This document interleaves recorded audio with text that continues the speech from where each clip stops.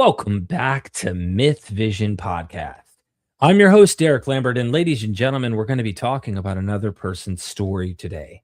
Again, I want to say up front that these stories I think are very powerful. They help a lot of people who are going through similar experiences or have gone through similar experiences to understand that you're not alone. This story, personally, as I watched a little bit of previews about it, hit me a little different. I really enjoyed the person's story, brief synopsis of it, but also the way that they explain it and their experience is unique from what I've typically heard. And I hope that you will take the time to encourage, to show love to our guests.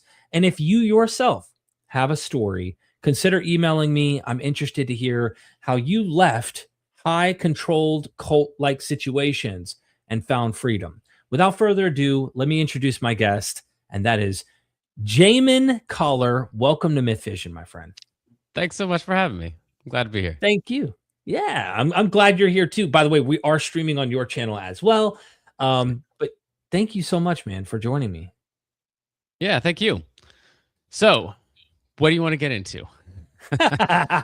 Look, I just want to first shamelessly plug your YouTube channel because I like to grow other platforms.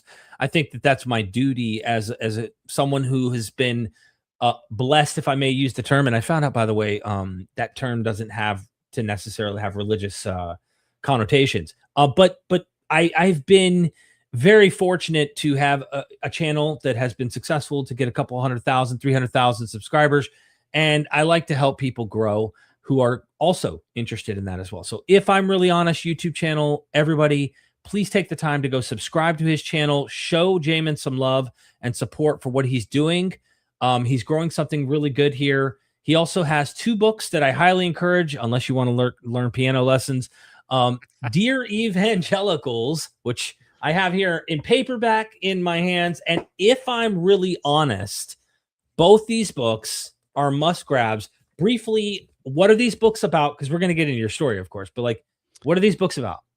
Yeah, so if I'm really honest, is just the story of the collection of thoughts that I had as I was leaving Christianity when I didn't know that I was leaving Christianity. So originally I'd called it Dear Evangelicals because I figured I was going to say, here's some problems that I have, and then smart people were going to be like, oh, well, here's the answer to that. And then of course that list kept growing, and I was sending it out to the people that I expected to have the answers to all this stuff, and trying to ask higher level theologians and apologists, and the answers that I got back were rather than like answers to the questions that I had were like condescension of like, how dare you, who do you think that you are, you think that you know better than God. I'm like, okay, yeah, right, prideful, whatever, call me whatever you want, like, also, what's the answer to this question? And so it just continually non-answers. And so then I kind of got the vibe that like, oh, this is not a book that or it started out as a blog just because I figured why publish a bunch of stuff that's going to get refuted, right? So then I was sending emails, it was a blog, and I figured people are going to comment, then I'm going to get my theology right, and then I'm going to be back on track. And so then as I set it out more and more, I realized this is not a thing that evangelicals want to engage with. So then there was no point in like publishing it as Dear Evangelicals, because who's gonna want to read that? So I changed the title to If I'm Really Honest, and it was still just like even now, if you read the beginning of the book is like, I'm just a piano teacher. What do I know? I'm not a theologian. So I'm sure there are answers to this stuff. I just don't have the answers. This seems weird, and this seems weird, and this seems weird. And if you've been through deconstruction, you already know what a lot of those weird things are. And so then I turned that into If I'm Really Honest. And it's just like, this is what it seems like to me. It seems like these parts aren't true and these parts are problematic. And then I still wanted to write a book to my former community that was honestly helping them to reach people like me, because I think there are a lot, not I think, I know for sure, that there are a lot of people in churches today with a lot of those beginnings of those same questions. Mhm. And they learn as they ask a little question, but doesn't this seem weird? And when the response back is, "How dare you? What kind of sin do you have going on in your life that you're wanting to question God?" When that is the response, then people grow these questions. It makes the problem worse, not better. And so it was just kind of like, I know that you Christians think that the people who are exiting your church are exiting because they want to live a sinful life, and because of, all the reasons that we say, because they were never really Christian in the first place, because they never had a real experience with God. All the things we know, that's the reason you think they're leaving. Here's the actual experience of it. It is devastating for all of them. All of them leave the church crying, wishing that this didn't have to be the path that they have to take, but feeling Hmm. out because they're unallowed to ask questions. And every church is like, we allow questions. That's what this is all about. It's all about finding your relationship with God, and we don't have all the answers. So ask away, whatever your question is. And then you're like, okay, what about this thing? And they're like, how dare you? So it's kind of like uh hopefully a reframing of people who are leaving the church and how to get those people to stay in the church, which is one of the Yeah. reasons that atheists really hate me in my book, is because I think the church could do better. And I think that the world would be better if the church did better. And I know there's a lot of atheists who just think the church needs to go away. I don't know if that's true or not, but I know that that's unrealistic. That's probably not happening. So Yeah. my vote You're is trying to harm reduction, right? Harm reduction. And I yeah, think that's important. Also, you have ifimreallyhonest.com. They can go there and they will be able to find you. They can contact you. All of that yeah, stuff is there at the website. So, mhm, so Jamin, I yeah, wanted to like plug the books real quick just to say get a copy of both of the books. We need to know who you are though. Like before yeah, we get the sure, book, like we need to know like who's Jamin. And yeah, I saw something that teased me enough to go, man, you got a hell of a story. I'm not gonna lie. Like this is a really interesting story. So can you take us to before you were born? You know, you remember that time. You know what I mean? yeah, of course. Uh, Uh-huh. with your mom and dad, and take us through your religious experience, your life, and we'll lead from there, as I usually do, from cradle to now. Yeah, right. So then recently we had like a thing where everyone was sure that the rapture was happening imminently, and then it didn't. That's going to happen several more times if history is any indication. And that goes back to a relatively recent history, but people who are my age will remember the Left Behind book series and the movies that Kirk Cameron was in. That was all based on a movie that my dad was in, and he was like one of the main preachers. And it was called crud, what's the name of it? Left The behind? song is "Wish We'd All Been Ready." No, it's not Oh, Left oh. Behind. Okay. A Thief in the Night. A Wow, Thief in that the was Night. people who are as old as Okay. me are also having memory problems. So yeah, Thief in the Night. And so that was like in the late 70s. And that scared a lot of people into Christianity on purpose. That was the explicit goal, is just make people terrified, so that people who are my age who grew up in the church had this frequent experience of like, you wake up and like mom and dad aren't there. Maybe they went on a walk or something. But the first thought is not, maybe mom and dad went on a walk. The first thought is, some sin in my life kept me from being taken up in the rapture, and now I'm going to have to fend for myself, and people are probably out to get me. They're probably coming for me right now. The law enforcement is going to get me, and now I'm going to have to die a terrible death and probably be beheaded. Like that's your first thought when you just can't find mom for a second. Every time you're alone, you're like, okay, but like, is there a real Christian? Who do I know who's a real Christian? If they're still here, I'm safe. And if not, then we've got a really high level of anxiety. And so we got a whole Right. generation of people who this was a normal experience for them, to the extent that it's boring for me to say this. For if you went through this, you're like, well, yeah, of course, that's what it was to be a Christian in the 80s and 90s. And if you've never experienced that, you really, I don't think you can imagine the reality of the rapture in our lives. So that was the world in which, that was the Christianity in which I was born. My dad was a pastor and a musician. He was basically the same guy that he was in the movie. And so I mean, as far as like what kind of Christian were you? We were real Christians. We were the good Christians. We were the right Christians. We did Christianity right. We were trying to save the rest of the world so that they wouldn't burn in hell forever because we loved them. And so we wanted to change them so that they were as forgiven as us.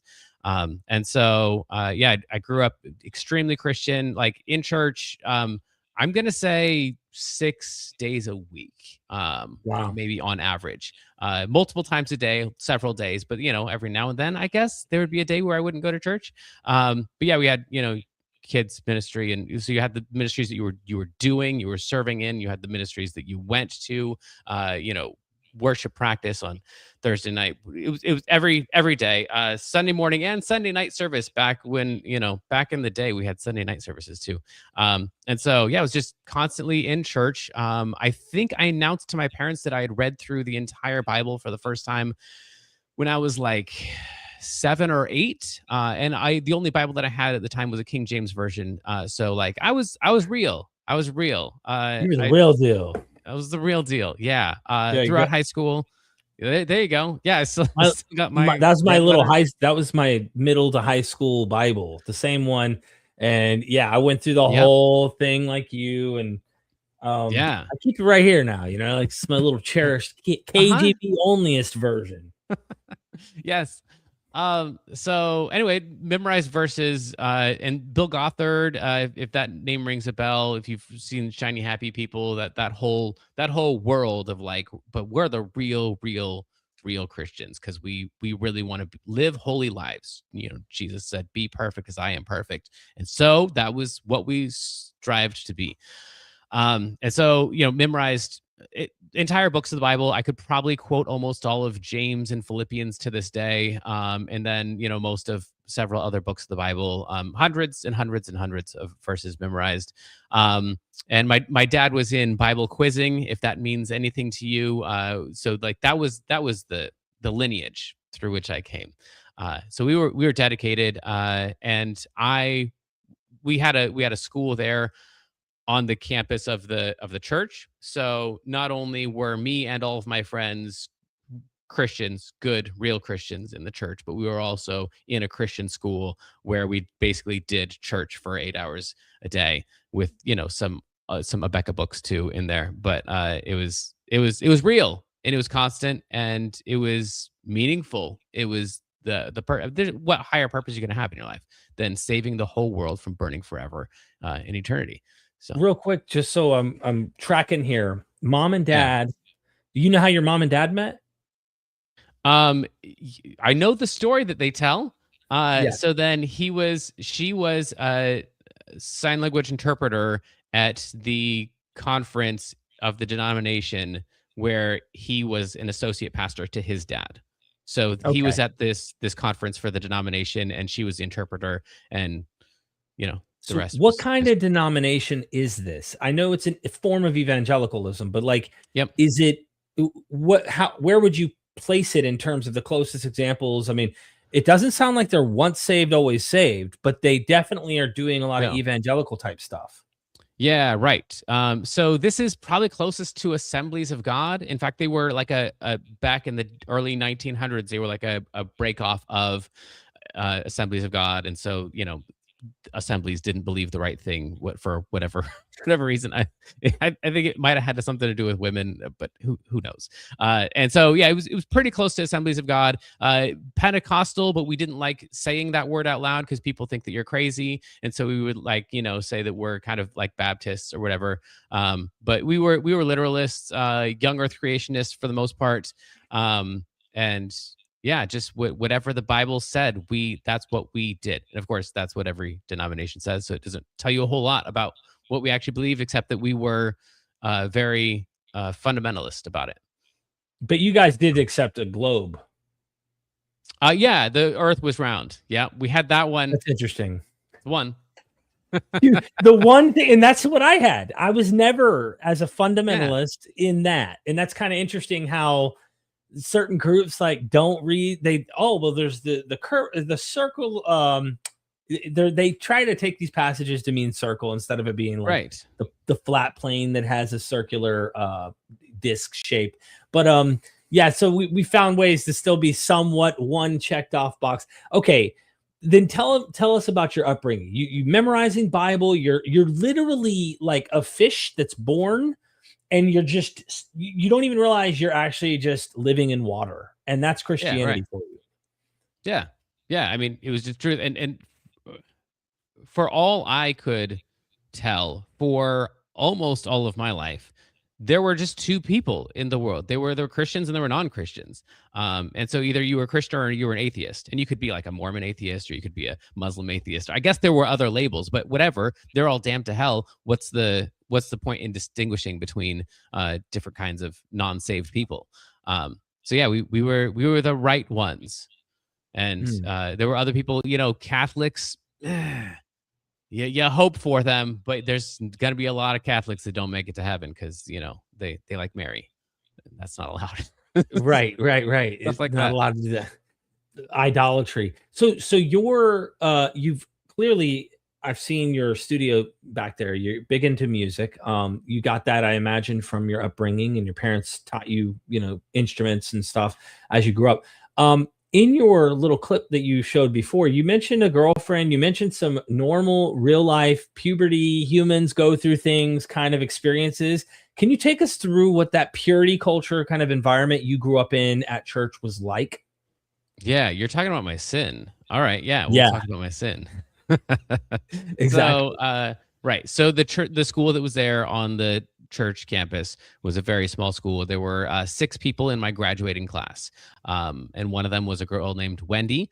And so Wendy and I spent a lot of time together because we were in ministry together, which is the only reason that you're allowed to be, you know, hanging out with someone. In fact, like even if you like went out with your friends, you went out bowling or something, like that's kind of a waste of time. If you could do that as a church activity, then that could be either ministry if there's a non-member there, or it could be fellowship if it's all just people in your group. So those are the two good kinds of bowling. Bowling for fun, I mean, if you want to waste your life like that, I guess, but people are dying and going to hell. Like, what do you should probably be fellowshipping or ministering.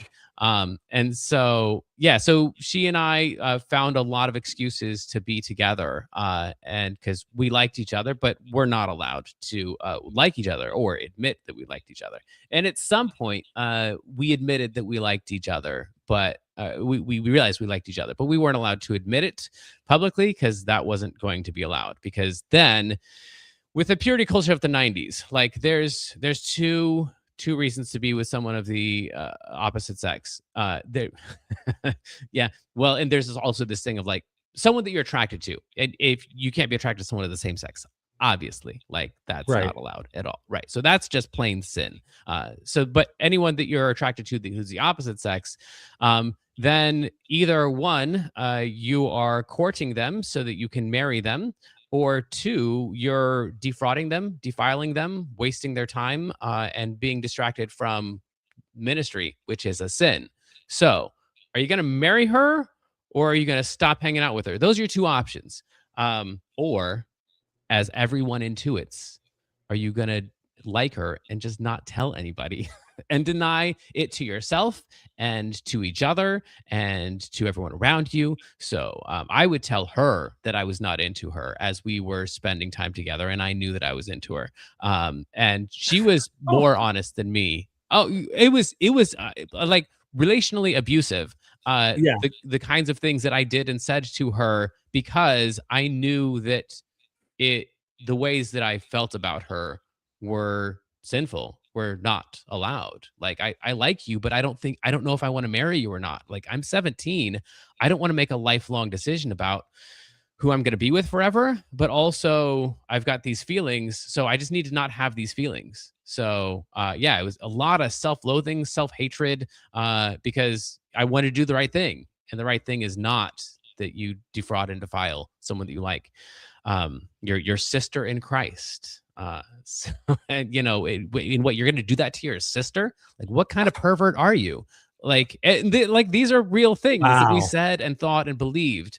And so, like, is she your wife or is she your sister? Which way are you going to treat her?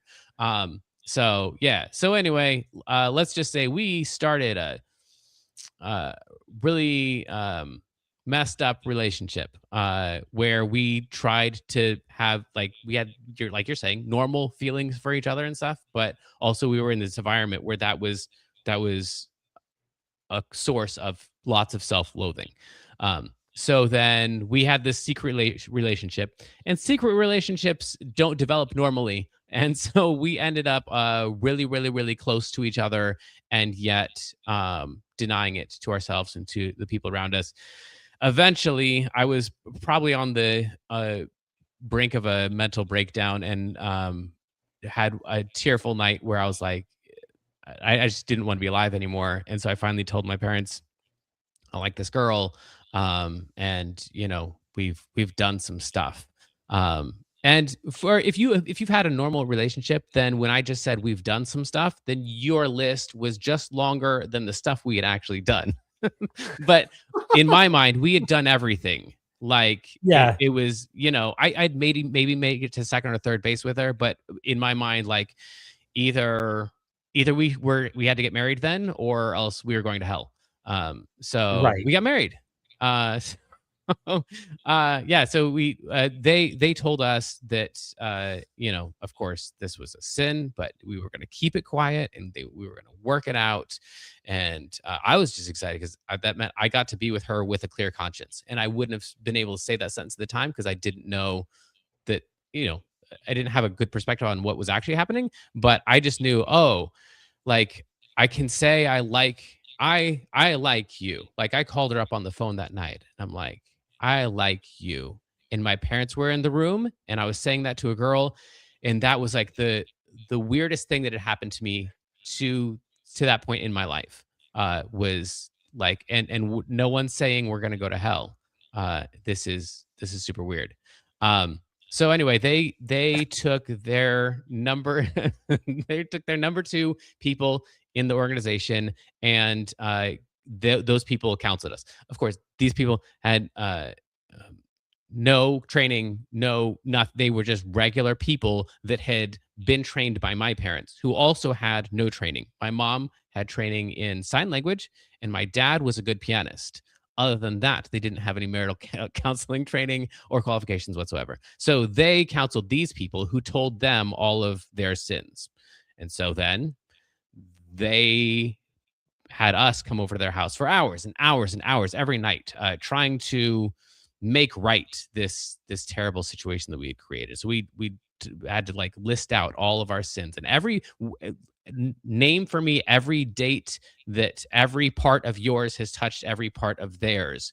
And like that's one list of sins. And now let's talk about your finances. And now let's talk about your. And so it was just all this stuff because if you don't get your life right, then you're not going to be able to have a good marriage.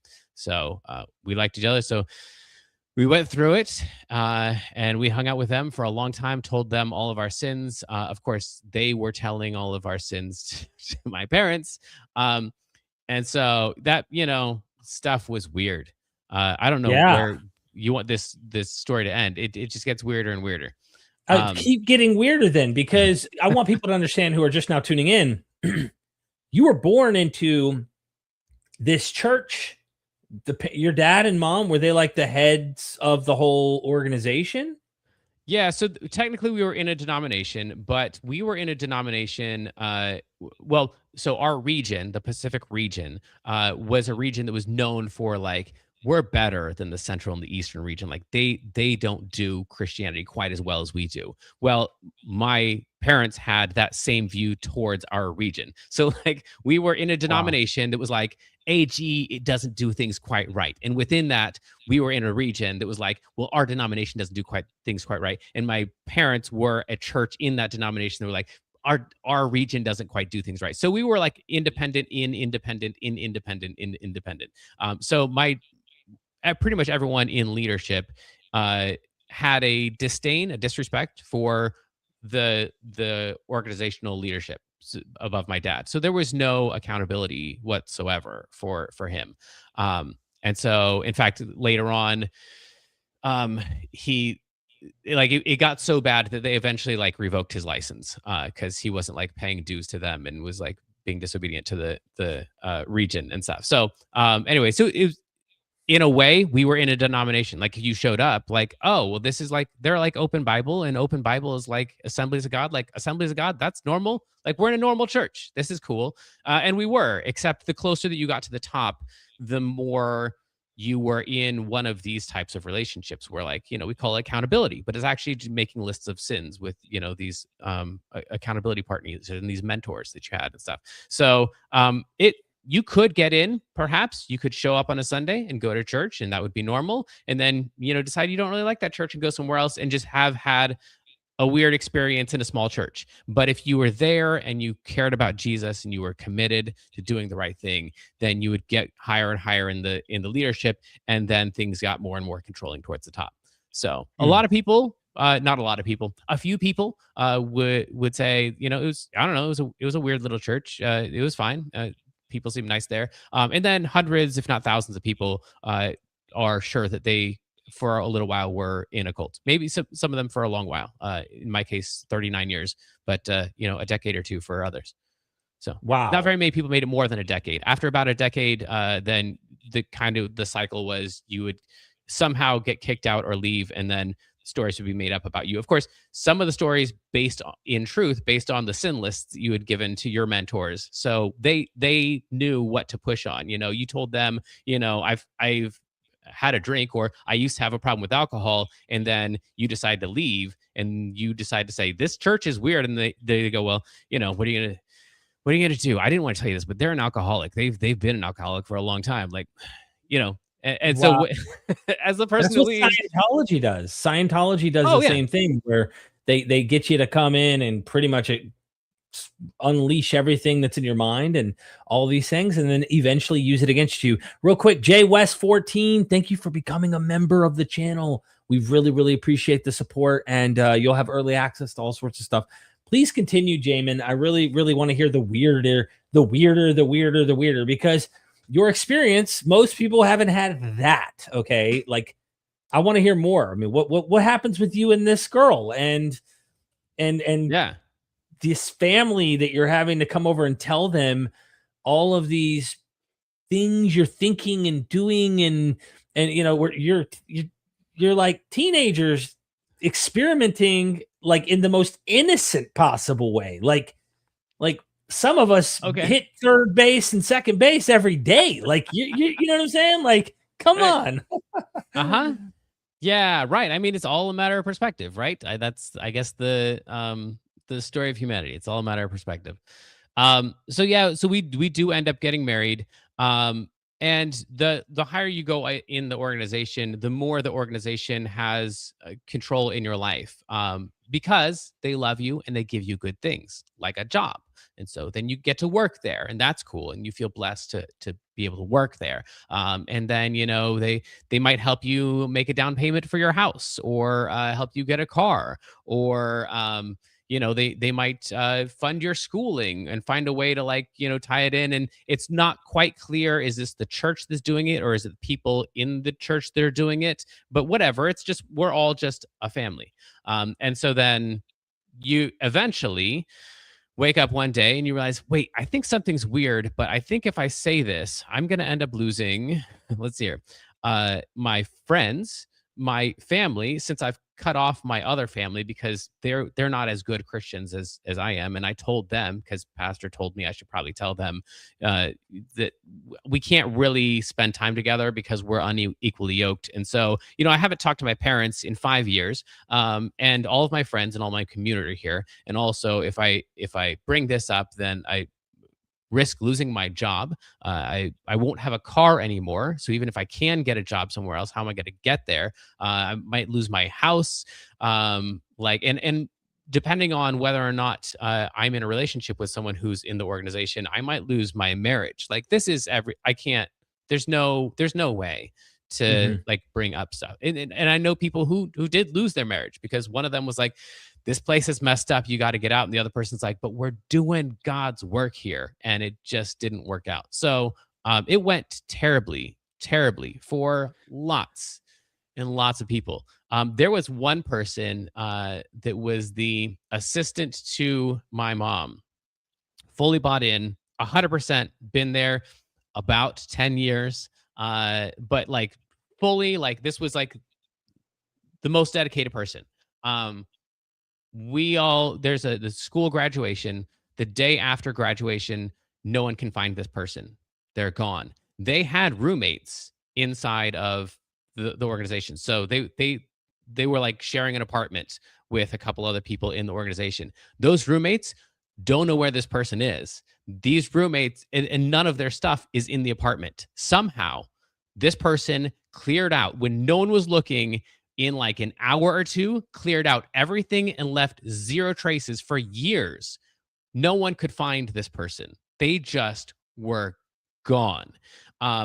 And we all kind of felt like, well, one, that poor person, they were like, obviously living a life of sin, living a double life, and hadn't been telling anyone. There's probably lots of stuff going on. And then we got all the sin lists. And of course, they did this because, I didn't want to tell you this, but, their past includes this and this and this. And we're like, oh, man, we're going to pray for them. That's a bummer. And I remember the person who had been counseling us, like number two in the whole organization, said, like when my parents weren't around, and I was always kind of known as like the rebel, but again, the rebel in the way, like in the most obedient. I stayed there for 39 years, so how much of a rebel was I, right? Like the kind of horrible sex addict who gets to second base and is terrified that that's going to mean hell forever. In that way, I was the rebel of the group of the non-rebels, and so they confided in me, and they were like, well, I would never leave this place. This place is the best place. I think this place is the best, is the greatest, and we're doing great stuff here. But also, if I ever did leave, I want to leave exactly like that, because that's the only way to leave this place. I was like, that's interesting. So we just all kind of knew, like, it's too bad that person did that. But also, what's your alternative? Like, there's no other way to get out of here, because everybody else who gets out of here, it's just long and ugly and horrible, and things get nasty and everyone says nasty things. This person didn't say a word. They didn't attack anybody. They were just poof. They didn't exist anymore. And it was really impressive. Like I for a long time, like, hoped I ran into them just so I could be like, I really respect what you did. Because Right. it must have taken weeks of planning, if not more, months of planning, to be able to like wrap everything up, because you've got your job, you're like, everything is there, and then you just don't exist. So anyway, Now, that was kind of the environment. what if What's they that? did like a what if they did Oh wait, like I a lost your audio. Hello, can you hear me? yeah, yeah. You can't hear me? What in the world? All right, hang on. Can I'm sorry. everybody hear me? Hit one in the Technical chat if you can hear difficulties. me. Oh, No sweat. wait. No sweat. Hit one if you can hear me in the chat. Yeah, absolutely. Tim Mills, you're absolutely right. Jamin is the man. Okay, one can hear me. So people can What's hear going me. on? People can hear me. Do you want to back out and come back in? Oh, you want me to leave and come back in? Yeah, you can. Sure. I'm really sorry. This is No embarrassing. worries. catch a No thing. worries. All right, cool. This is good. Okay, they can hear both. I can hear him too. He can't hear me. So he can, if he bounces out and comes right back in, I think we're gonna be good. But I have a funny I kind of want to give him because he was in the same Wait, kind of can you church tell growing me? up. I'm sorry. I'm probably interrupting something you're saying. Can You're they hear fine. you in the chat? 'Cause Yes. I just tested they can. Yes. What? Okay, because I just tested the speakers and it said I could hear the test sound. I don't know. All right. I'll see you in a minute. Yeah. No worries. Thank you for those ones in the chat, everybody. Listen, I'm telling you, his story is impressive. Stick around. I would not be playing games here. You are going to enjoy this. Please, if you have a story, I'm telling you, email me. I want to hear your story. I want to hear it. And I even specifically reached out and said, I want to hear more female stories, because my goodness, I mean, there's some really interesting perceptions we guys miss, we don't see, that come from a whole different side, half of the human race. And I want to lay out a platform that allows that. So, okay, Jamin's back here. Jamin, can you hear me? Yes. That was Okay, weird. listen, All right. we just had to hamagashimaba, but bless it and then speak in tongues. But listen, Jamin, I was just it gave me perfect time to let people know to email me as well to tell their story, but also Yeah. don't go anywhere because it's only going to get better. I thought just humorously in my mind, I'm like, what if this lady was so clever that she left things she knew weren't significant, like, and then put her clothes like as if she had been raptured. I was the only one. I was the only one. You were all sinners. Oh You've my been left gosh. behind. You're all sinners but me. Nice try with my sin list. You can tell she was raptured. Her clothes are on the ground, everything. Anyway, please continue. So the second in command confides in you and says, look, if I had to dip out of this situation, he practically, without you guys realizing it, was saying, we're in such a culty situation here. Yeah. That if I had to go, it would be like that. That's pretty Yep. nuts, man. Yeah. Well, and about what was it, 3 to 5 years later, they did leave, and they didn't leave that way, and it went just as terribly as and everybody, like everyone, when they leaves, they really feel like, no, like if I could do this the right way, like surely they can understand. In their case, they had to leave because they had a job change because the organization didn't pay enough for you to make a living or raise a family. And so the breadwinner had to move to a different state to get a different job. And so they're like, do we get divorced and I stay here, or do I go with, like, obviously I have to go with them. And the answer was, if you really trusted God, then you'd stay in the right place. But if you think that's the right place for you, then, you know, good luck with that. And also, you've done a sucky job here the whole time you've been here, and everybody hates you, and no one's been willing to say it to your face. So good riddance. So and maybe not that explicitly, but that was definitely what's that? Of course. Yeah, right.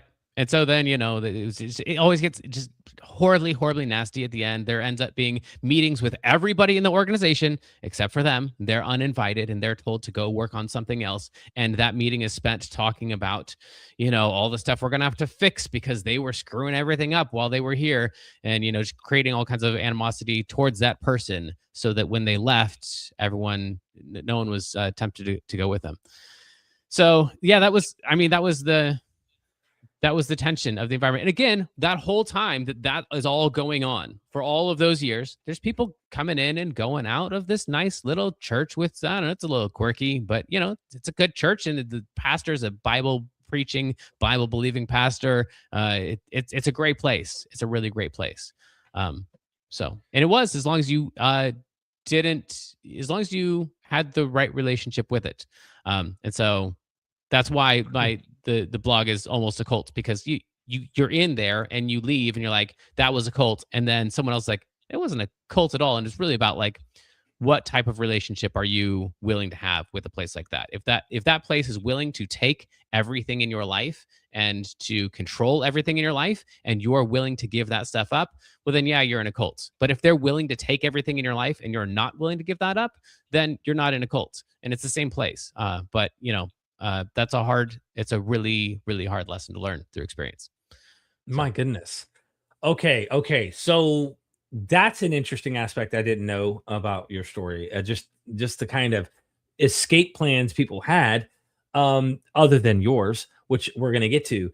But you and Wendy are, how old are you guys? And like, you're getting married now? I mean, you confessed you liked her. You're going to counseling. Right. What's going on with you and Wendy? Yeah, well, and so nobody knew about any of this. So up until whatever it was, 3 years ago, from 2003 to 2020, nobody knew that we had any kind of prior relationship.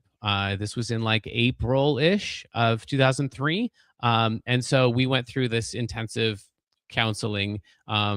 By July, I was allowed to propose to her. And then we could tell everybody, hey, Wendy and I just started this relationship. Also, we're going to get married in 6 months. Which was not, I guess it's not as weird when you consider that your two options are you're dating someone so you can marry them, or that's your sister.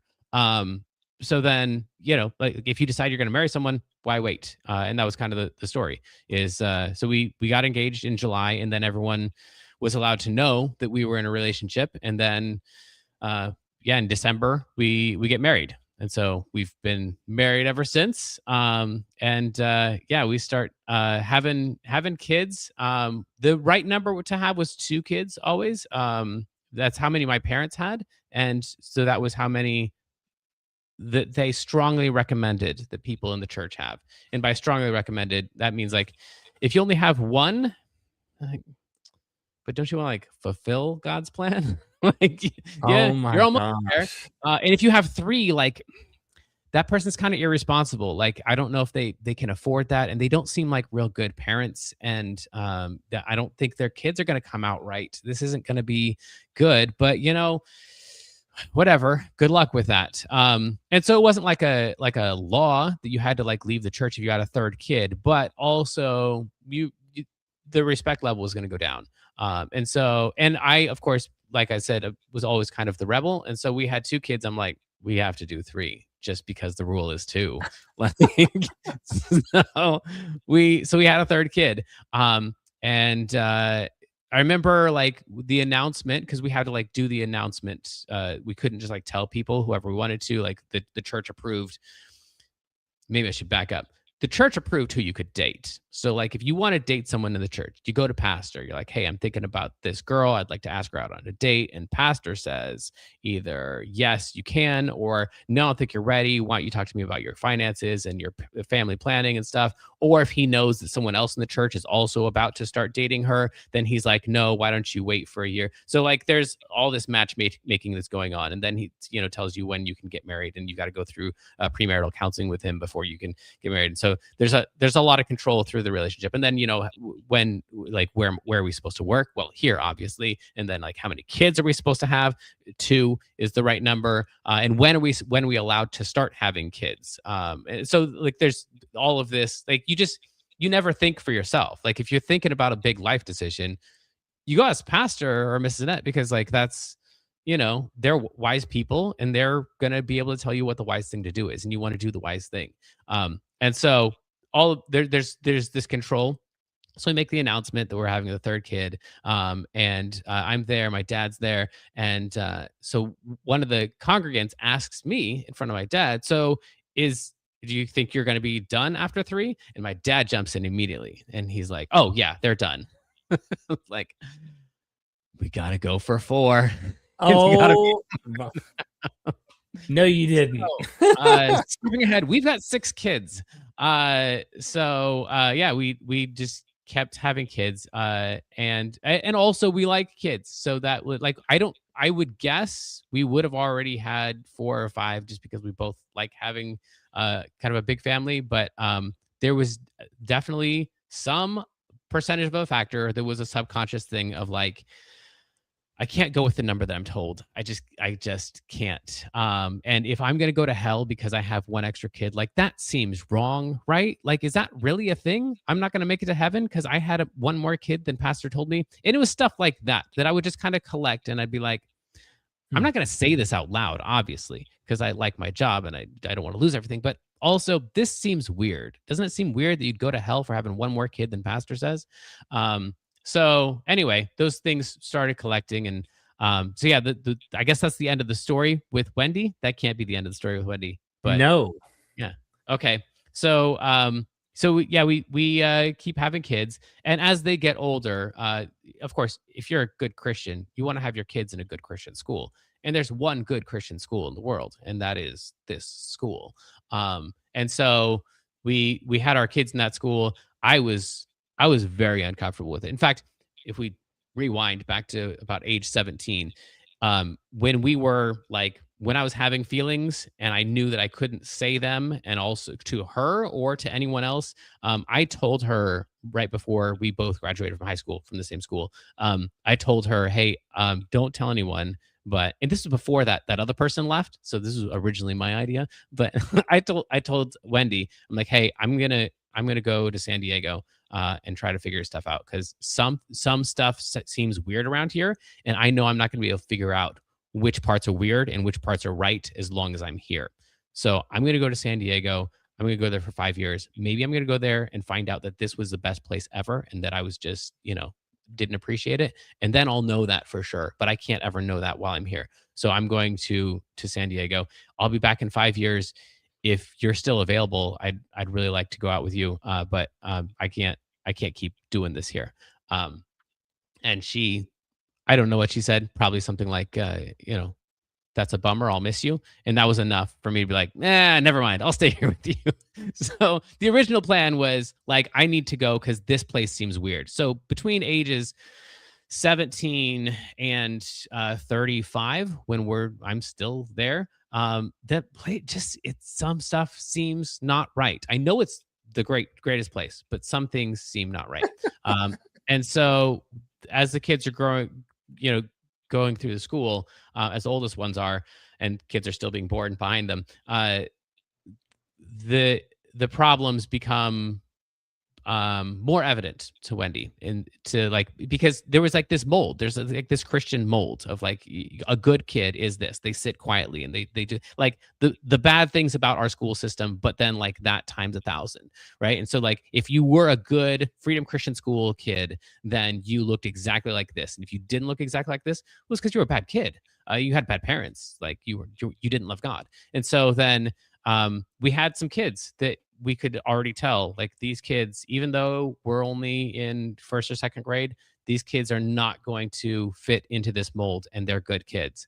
And so it was about that point where Wendy was like, yeah, I think we need to get out of here. And of course, at that point, you can't do anything because you're in there. Like, she realized that while she was working in the daycare on on the property of the school, like, there's nowhere you can go. So we like kind of made our list of like, so here's the things we need to work out. We need to work out our cars. We need to work out our jobs. We need to, slowly pull away. And so then it was in, I think, the following year that I told my dad, I think I'm going to not teach here anymore because we've got enough kids that we need to make more money. I know you warned me about that. You said I was going to be able to feed my kids, and that things were going to go badly for me, but now I got to make enough money, so I gotta leave this part of my job. I'll still be the music minister here at the church, but I just can't teach here anymore. And of course, then he told me, your kids are going to fall away from God. You're not going to see them in eternity, and you're going to destroy your family, and everything's going to fall apart, and all that. And I'm like, yeah. Also, though, like, PG&E wants to get paid, so I got to pay my electric bills, and so I'm going to go ahead and do this. He's like, well, why don't you work here for one more year?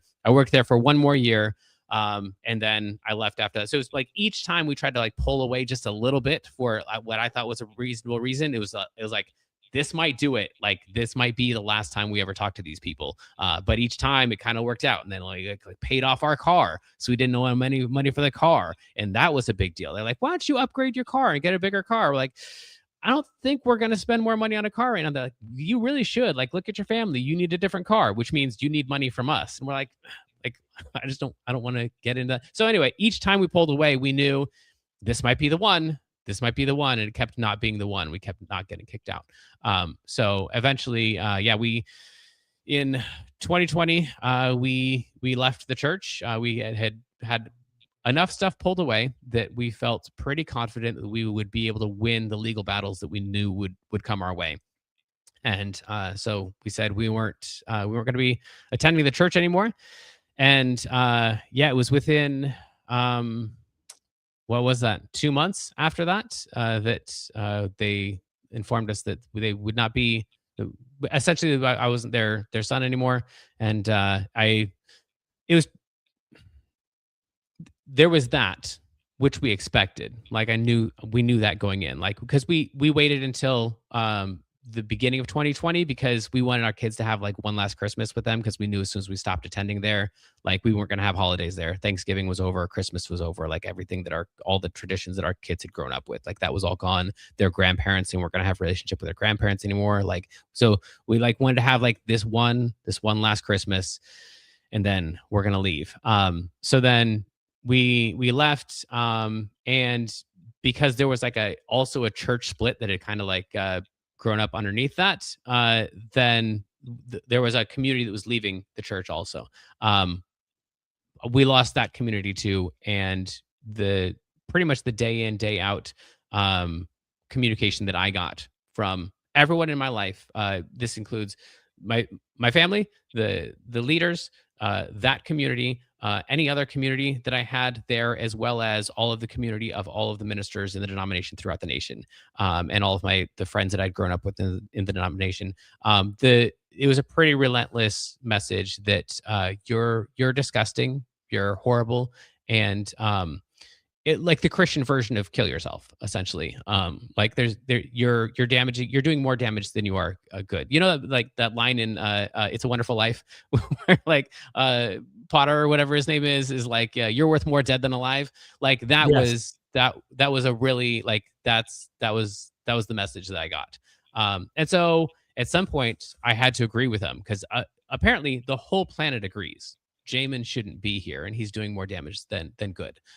So if everybody agrees, but I wish I could still be here, like I want to do what's best for my kids. And I think what's best for my kids is that I leave the planet.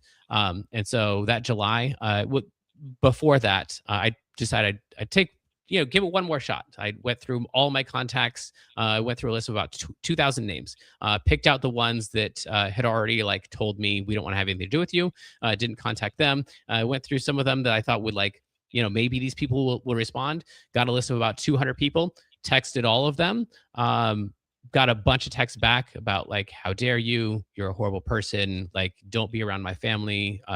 We don't trust you. And then there were 3 people that responded. One of them, 2 of them hadn't heard anything because they were far enough removed from all of that. They were like, oh, I don't know. Sure. Yeah, I'll talk to you. Why not? And then one person that said, I heard the rumors and I don't know if they're true or not, but if they aren't true, then I want to be your friend. And if they are true, then it sounds like you need a friend more than ever.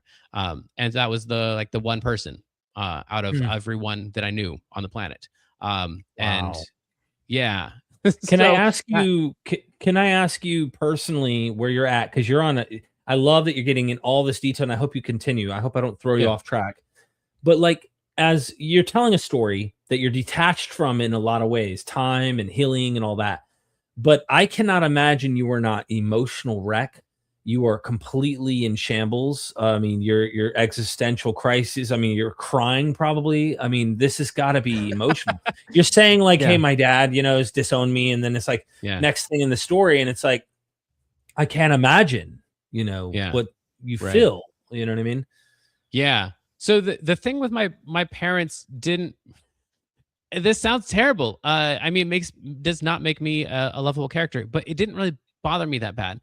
Back when I was about 13, I stopped calling my parents mom and dad, and I just referred to them by their titles. So I called him Pastor Dwayne. I called her Mrs. Annette. That was their titles in the organization, because I realized that because for years I had been begging, like, can we have a family night? Like, can we play a board game together? And be like, yeah, we'll have one this Friday. But then on Friday, something would come up in the church, and I'd be like, oh, but I wanted to do that. They're like, yeah, but like this person, now they're going to heaven and they were going to hell before. So like, isn't it okay to give up a board game?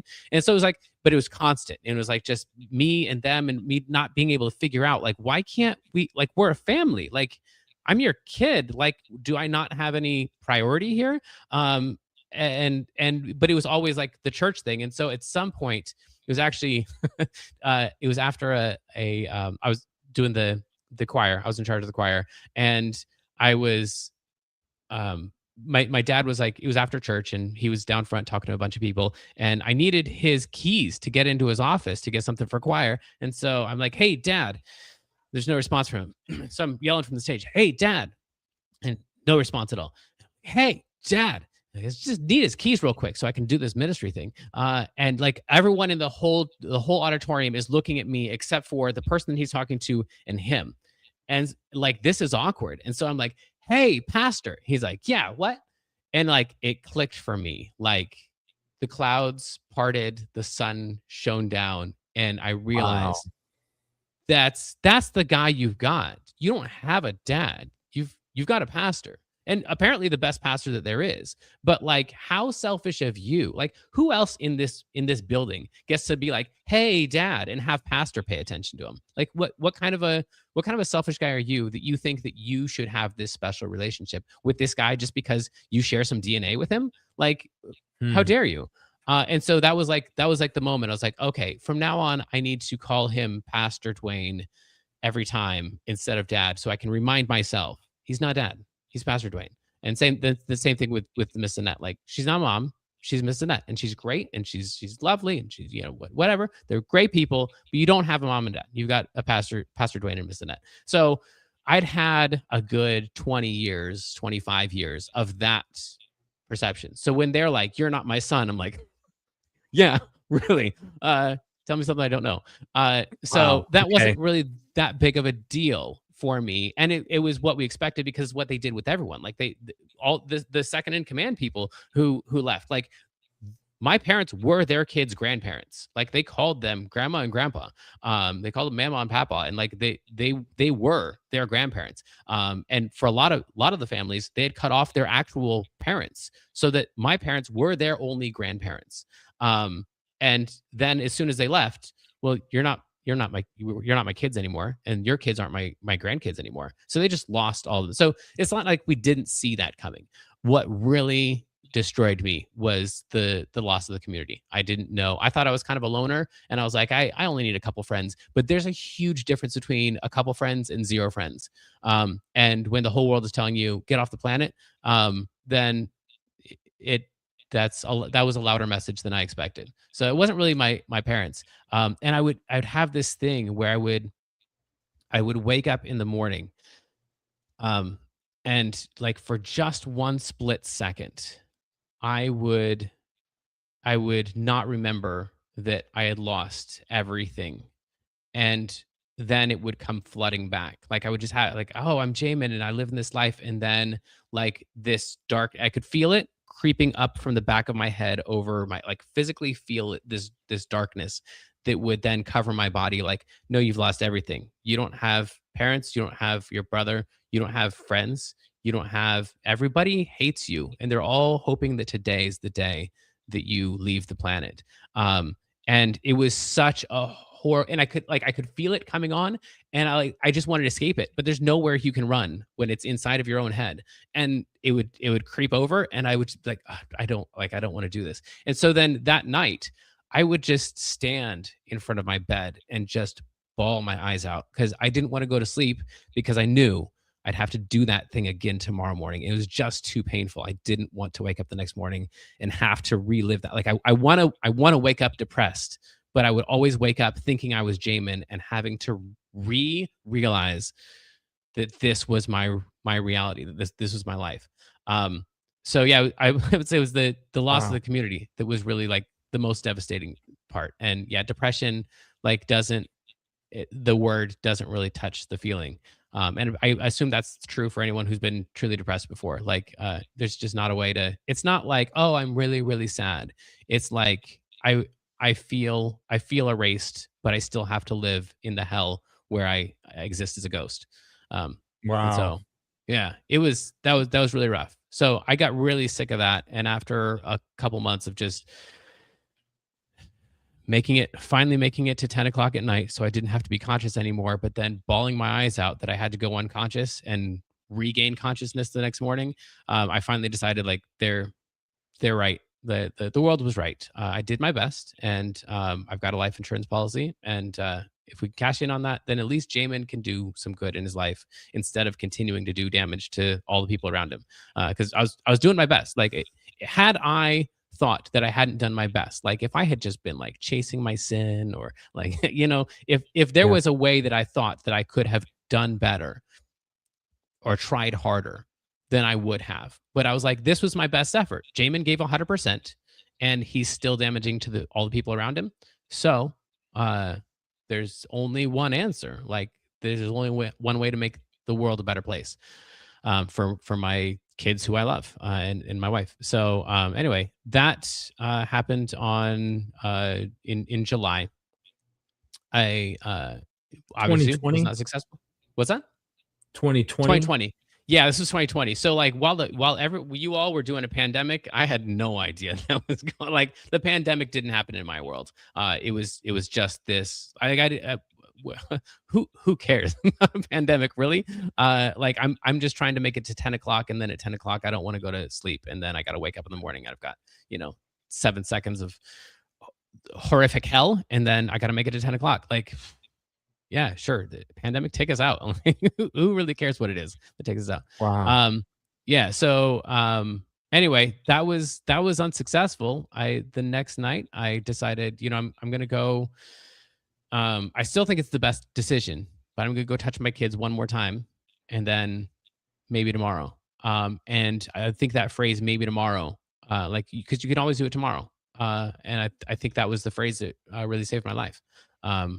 Was this is still a good idea. This is still something I should do, but I can do it tomorrow. And it'll be just as effective and just as good. My policy is still good tomorrow. So yeah, why not? And so there was just one more day and one more day and one more day and one more day. And I think that's probably the way that recovery goes for a lot Yeah. of horrific states. But if you want to transition, I don't know. If there are more questions before we get into the religion stuff. Um, I think it's worth just highlighting the super chat and the member of the channel, late night Keiju. I believe that's how you pronounce your name. Thank you so much for the super chat. It says it's insane that destructive cults like this can operate nowadays. I mean, we yeah, have religious freedoms in America and laws that protect religions, and clearly it allows for these kinds of cults to thrive. I was just talking about this yesterday with H.G. Roberts, and of course his apocalypticism, which your rapture ideas and stuff also popped up. But yeah, thank you so much for the super chat. Did you want to comment on that before we continue? yeah. Well, I mean, it's in that sense, I agree with you. And from an outsider, absolutely, 100%. And I do think that I had a cultish relationship with them, obviously.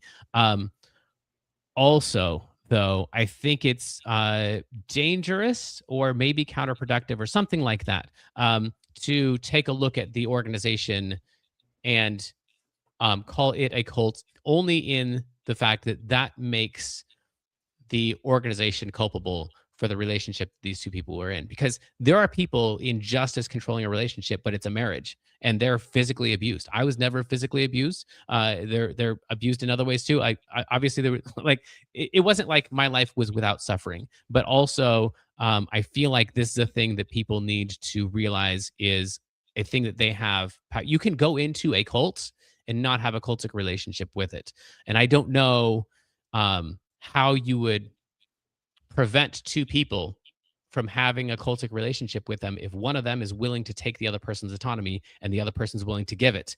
Like, I don't know what law you're going to Yeah. make that's going to protect Yeah. people. You just and in my case, it was a lesson learned with a high cost. And so it's a You were lesson that I born hopefully. into you were born Yeah. into it though. So it's almost like the blind spot is inevitable for you. That's the scary part about it in some cases. And I get what you're saying, and that's like how do we resolve that issue, right? And that goes for, like you said, personal relationships. Laws do change though. I mean, there's been for example, just in the state of North Carolina, a spouse is abusing their partner, okay? And the woman goes to the law and says, "Hey," to the magistrate, "he's been abusing me. I've been abused." Then she changes her mind. She drops the charges. Law's off the back. Boom. She comes back 6 months later, black eye, bruised up. He's abused me. She drops the charges. Boom. Now they've changed the laws because one example where this happened, the man finally, after 4 or 5 times of her dropping the charges, takes a knife in public space from ear to ear, neck, practically decapitates her in public. Okay. And the law then changed and says the first time we ever get a hint of this, the state will now be investigating. The state will have its involvement, and you cannot drop the charges even if you wanted to. And Yeah. so, Right. like, where do you come in where it's like, hey, I'm trapped. My entire everything is stuck in their hands. They have all power over me. I can't leave.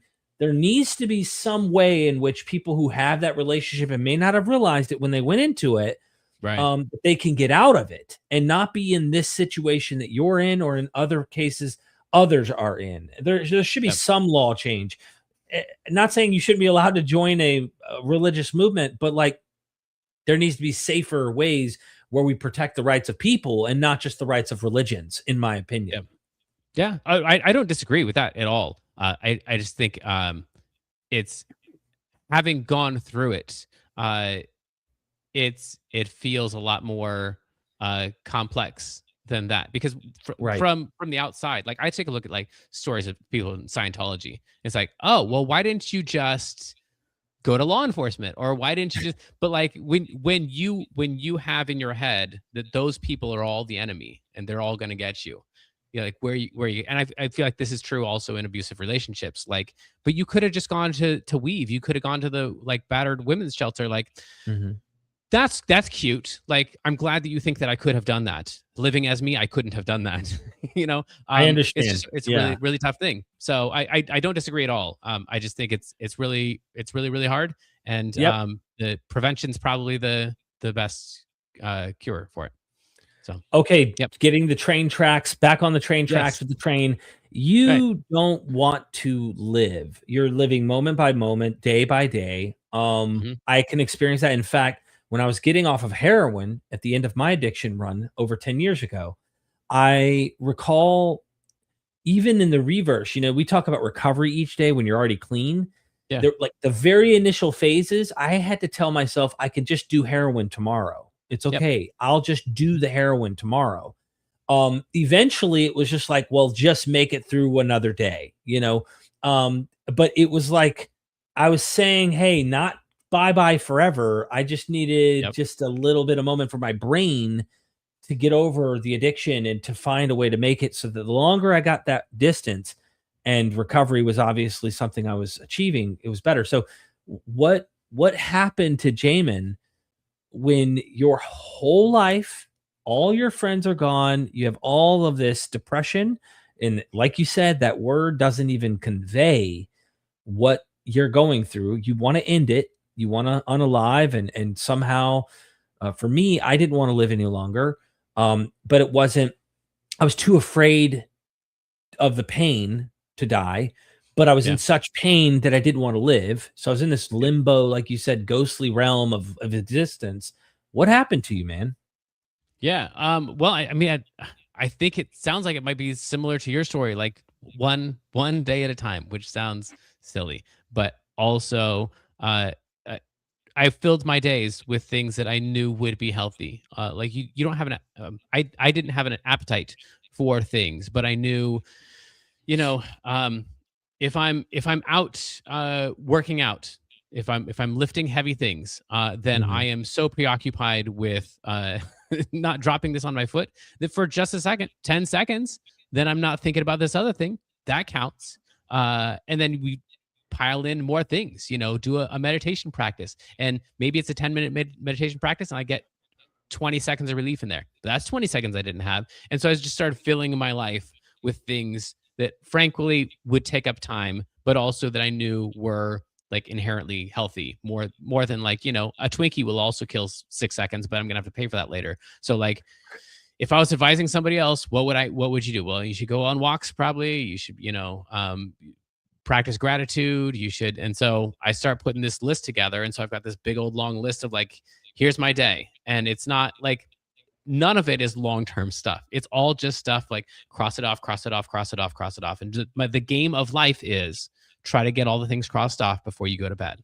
And then you wake up tomorrow and you make a new list. And then the game is try to cross everything off. And that kept me on this side of the grave for a lot of days in a row, just playing that game of like, just try to cross off the things. And some days you realize, I smiled there. That was weird. Like that was really cool. I remember I used to smile. I used to be a smiling guy. That used to be a thing I did. That was really cool. And so you could just keep doing your lists and keep doing your lists. And yeah, I think that's what kept me going. Also, I really wanted to be a good Christian. Uh, Still, like none of that. I knew that place that I had left was obviously messed up. I knew that since I was 13 or 17 or somewhere in there. Like I had decided some things are not right about this, but that has no bearing whatsoever on whether or not Jesus was God and whether or not he died on the cross for my sins and rose from the grave. So like all of my Christianity is still 100% intact. I just knew that that was a bad, not even a bad place. It was a place with a lot of weirdness in it, and that wasn't real, true Christianity the same way that we said it was. But I still wanted to be a Christian, and we wanted to raise my kids in a good Christian church, and Christ was still the center of my marriage, and everything was like religion was still 100% intact. Theology was completely 100% intact, and I still had a relationship with Jesus. Even though I would have told 10 years prior, we would have told depressed people that their problem was that they didn't have a good enough relationship with Jesus. Having gone through it, I knew I had a relationship with Jesus. And that just because you are depressed doesn't necessarily mean that it's because of sin in your life. It might just be depression. That was again a rebellious thought where I came from, because for every problem there's one solution. So whatever it is, whether you're in pain or mental health or whatever excuses you want to give, Jesus is the answer. Just put enough Jesus on it and it'll all get better. So anyway, I still wanted to do all this stuff. So, but I had these other questions. Like, for example, my pastor had told me that perhaps maybe the book of Job was not an actual literal thing. Like that might have just been a story that God gave us in the Bible in order for us to learn a lesson. Job may or may not have actually existed. And I was like, okay, but then how do you know which stories were real stories and which ones weren't? And I assume someone knows. Like, they're smart. I'm a piano teacher. What do I know? Like, there's smart people, but that goes on my list. Like, how do you know if Job was real or not, and how do you apply that to the other books? Like a legitimate question. Someone please tell me the answer. I want to believe. The question, as I go looking for the answers, as I said before, the questions just grow. Real quick, before you get too far into this, you said your pastor. Now you're not talking about your dad anymore, are you? No, I'm sorry, I am. Yep. Okay, so you are talking about, okay. Old habits. So you had questions back here. Okay. Mm-hmm. And I imagine they also get more intensified as time goes by. Mm-hmm. I want to ask you a quick question, and maybe there's, I don't know if this is even a thing. It may not be a thing, but I want to just ask you about Wendy here in all of this. Can you give us, from your perception, how she's dealing with all of this herself? Because she had to have left the same thing you left. And I don't want to take away from her thunder if she ever shares her story, or if she would be interested in that kind of thing. But what's your perception of that, and how do you interpret what her experience was? Okay, yeah. So she is at least 99% less neurotic than I am. And also when you leave that organization, it's always on the responsibility is always on the man to lead the house. So the woman is always a victim of a bad man if the family goes astray. Unless she seems to be the rebel, in which case the man is supposed to step up and wear the pants in the house, as we would say. But either way, it's the man's fault, either because he's leading in a wrong direction or because he's not stepping up and telling her to back down. So there was definitely like an inherent heavier weight on me if my family wasn't doing well, and definitely if I wasn't doing well. And also, she had already kind of built. So we had been when we first pulled out of the school a couple years prior in preparation. One of the things was to get the kids out of school. We homeschooled because we couldn't send our kids to public school because we didn't want to send them straight to hell. But we also we couldn't go to a competing Christian school because that would get us kicked out. So like what we're gonna do? So homeschool was kind of like the thing that we would get ridiculed for, but also was probably the safest option. So she was homeschooling, and she had been connecting with other moms and other families and stuff. And so she and the kids had kind of built this separate community over in this other nearby city where we were planning to go. None of those people knew me because I was busy in the church and whatnot. And so I didn't know any of them. And also, I still had that sense of like, I don't really need people. Like, I'm fine being a loner. Like, everyone thinks I'm a rebel anyway. Like, I already am a loner. Everybody hates me already, whatever. And so then I didn't really have any drive to like get a new community or anything. And so she kind of already had her group of people. And so when she went to her group of people and was like, this is what's going on, they were all like, that's really hard. You know, the one guy that responded to me, she had several people that had a similar response, and Yeah. also just most of the allegations were leveled against me. Everything that was going wrong was You because of took you're the one responsible ultimately. So I guess then one personal question before we start getting into your deconversion, because I think these questions are building up. That is, you when you describe your rough, dark night, I like to call it, yeah your relationship with Wendy. So since Wendy didn't have the same pressures in the same way, and it was different because she had already built yeah. kind of a bubble that was insulated from that same experience you did. How was your Yeah. relationship with her though? I can't imagine you weren't crazy, Yeah. in some Yeah. ways. Right. I wouldn't use that word when I was talking to a person in that state, but having gone through it, yeah, Well, you know what I that's mean, accurate. man. I I don't mean do it know in what you like mean. a literal No, diagnose. Yeah. I agree. Yeah. So I wasn't available to connect to for any human, and also I didn't want anyone to connect to me because I knew that if Jamin does his best, he's gonna hurt the people that he's closest to. So the best thing is to not be close with anybody. Um, and so I was not available as a human being. I don't mean that like sexually or emotionally or like I just mean I wasn't there. Yeah. And she didn't have me there, and I think her priority was the kids. Like whatever happens, keep things as normal as possible. If Jamin goes away forever, like how do I make this as manageable as possible? So I think she was definitely in a survival mode, but not uh, necessarily of her own person. Like she I think she also went away, but just went away and like, oh, I don't have any needs now. I'm just gonna make sure everyone else's needs are being taken care of. That's my projection of her Yeah. situation. Like you're saying, she would have her own words for it. But I didn't really have anything to give at the moment, and I felt like if someone would have accused me of that, like you're not being a good dad, I would have probably felt like, yeah, but at least I'm not hurting anyone right now. Like so, I'm kind of winning. Yeah. Not that I feel like I'm winning, but so yeah, it was. We both liked each other. Like we both respected each other, and there wasn't like any animosity there. But also, we were living very parallel lives there for a while. Wow. Yeah, Sorry, I and you anything you don't feel comfortable answering, but I kind of like it just yeah, peaks. I experience, my own life reflecting in your experience. Anyway, so okay, you yeah, have questions, man. You have yeah. questions. You're now outside of this relationship that was horrible, hmm and you're getting better day by day. hmm But you are also now talking about did Job exist? So you're asking historical Right. and theological questions, but you're also Yep. like tomorrow, just another day, and then I'll end it. I mean, Mhm. like, what's happening in 2020 moving forward to where we Yeah. are today?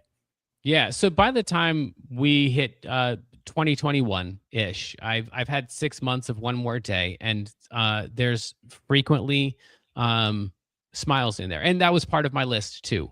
So like dance at some point during the day was on the list, and so you have to dance, you have to smile, you have to touch your kids, you have to pet each of your pets. We've got 6 pets, so like there's a lot of the list is connection kind of things. And so, either because I was motivated to, or just out of obligation to my lists, I was connecting and becoming more connected. So, you said like things are getting better. I couldn't have like plotted that for you. Like I'm better, but also I'm waking up thinking about my list instead of waking up thinking about, oh, one more day. So yeah. Uh, so somewhere around 2021, I'm like, well, well, actually, the first thing is I had questions about that place. So, religion aside, I decide I'm going to write down every single memory that I have of that place. And my entire life was spent in that place. And so I made a list of literally every single memory that I ever had. I forget how long the list got, but it was in the thousands of like just everything that I could possibly remember. Every Christmas, everything, every event that had happened in the in the organization. And then I like got a ancestry.com subscription and like went through just tens of thousands of headlines and like tried to line up like which of these things actually happened, because I remember saying that this thing happened, but they told me no, you're just remembering it wrong, you're just rebellious and you're Mm. just whatever. And so like I had to go through point by point by point by point and be like, I need to find out what actually happened. Am I crazy? Did I make all this stuff up? Was this a great place and I'm just remembering it wrong? Like how crazy is this Jamin guy? He's crazy enough to make a list of thousands of memories and research them all. And then I thought, if I don't make it, I would really like for my kids to have this. Like, I want them to know what their grandparents were like, what their dad was like, because I don't know that I'm going to be able to convey this to them. So I want to write these out. I'm going to take each one of these and just put a couple sentences on of the story, so they'll have just a long list of like, and no, maybe none of them will read it, but also if they're ever as curious about their past as I am about my past, I want them to be able to go through and be like, here's what happened, here's why my dad was crazy. And so I started writing it out, and as I started writing it out, some of them became very large stories, and I realized they were stories of oftentimes that I had hurt other people, things that I had participated in the organization, where we had spread rumors about people and stuff. And I thought, those people are still out there, and those people deserve to have someone say to them, you're not crazy, you didn't remember this wrong. Because in the same way they told me I was crazy and that I was remembering things wrong, we had told them that they were crazy and they remembered things wrong. So I thought a lot of these stories really need to go out to the victims of these people, just so that they can have the validation, because that they would spend decades just like crazy, just feeling like, I don't know what actually happened in that place. Like they told me I was lying, and I don't know if I remember or not. So they need to have Jamin come out and say, you weren't crazy. This thing happened, and it happened exactly the way that you remember, or at least this is the way Jamin remembers it, and it probably lines up with the Mhm. way that you remembered it too. So then I started publishing that on a private blog that was almostaCult.com. And so it's just crazy long stories that aren't even really written for the world. They're just there for my future children. So I haven't edited them down to be like, publishable as an interesting book, because I don't care if the world likes it or not. All I want is my kids to have the real facts about what really happened in that crazy organization. So anyway, start doing that. About a year later, I've written about 1 million words on the organization on this blog. That is the audience for it is blowing up, because there's like this underground, like, oh, did you hear, like, Jamin got out and he wrote a blog, and so like all the thousands of people who used to be in the organization are like all still in this web of contact and stuff. So I get done with that, I kind of breathe a sigh of relief. We're looking at 2022, and I'm like, all right, well, that was the personal stuff. I wonder what I really think about God. And that's when I start. I just decide, I'm going to do the same thing I did here. I'm going to put together a blog, and I'm just going to let all the people in the denomination that say that I'm horrible and that I'm wrong and that I've got everything wrong, like, come at me, like, tell me what the right thing is, because I want to believe the right thing. This seems weird. What if this Job thing is true? Then how do we know about the rest? Somebody give me an answer. And I put it on a blog. Nobody reads it, of course, because nobody reads any blog. That's what I'm thinking. So I start emailing it out privately to people in the, like, leaders in the organization. I have a one-on-one meeting with the president of the denomination, and I trying to ask him questions about, like, tell me stuff, and he's like, oh, Jamin, I'm so sorry that you're going through this, and you're not acting right here. You need to change your life. I'm like, okay, cool, but also, like, what's the answer to the question that I just asked you? And I wish so you recorded that. I wish you would have recorded that. You know I what I mean? cannot confirm nor deny the recording of any conversations that have happened between me and anyone else in the past. I can tell you it was a regular practice within the organization to record conversations privately. Gotcha. So not Okay. only when so-and-so left would you hear about all the sins that they had, but you would get audio clips too in some cases of, like, here's what they said about you.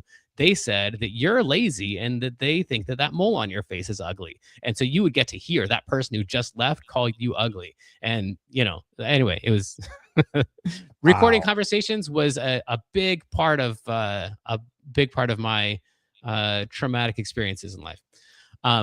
Anyway, so Yeah. then we're back to this thing. So I'm emailing people that I know are smarter than me theologically and getting back basically the same responses all the time. Like, if you didn't want to follow your sin, you wouldn't have these questions. You got to have more faith. I'm like, cool, I got the faith. I believe it 100%. Just tell me how it's also true. So anyway, I start realizing this is not going well. At the same time, my wife is reading some books by like Reza Aslan and some other people. No way. Yeah, I'm right. literally going back through Reza Aslan's book on Zealot right Yeah, now yeah. as we speak. So that's interesting. Yeah.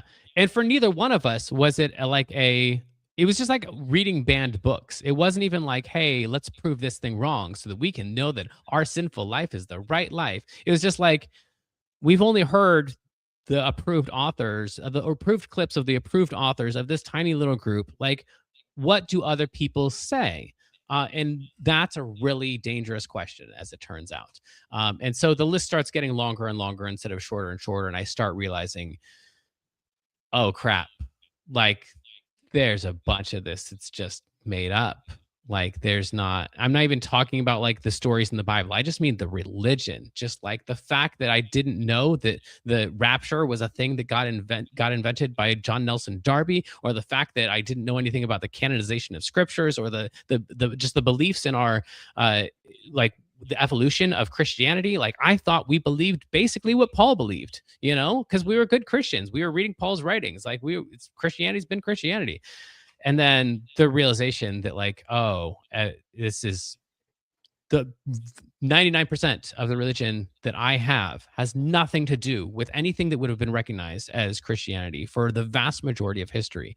And that every time you bring that up, everyone in their 3 trillion different versions of Christianity are all like, yeah, but you're just not believing it the right way. Or you're not just Right. like, it's just such a tiring response. Honestly, it's like so boring, and they're so sincere. So I feel bad about it. But like, also when they're like, but if you just something, all right, go. Yeah. I go get ahead. the same problem. I get the same problem myself. Yeah.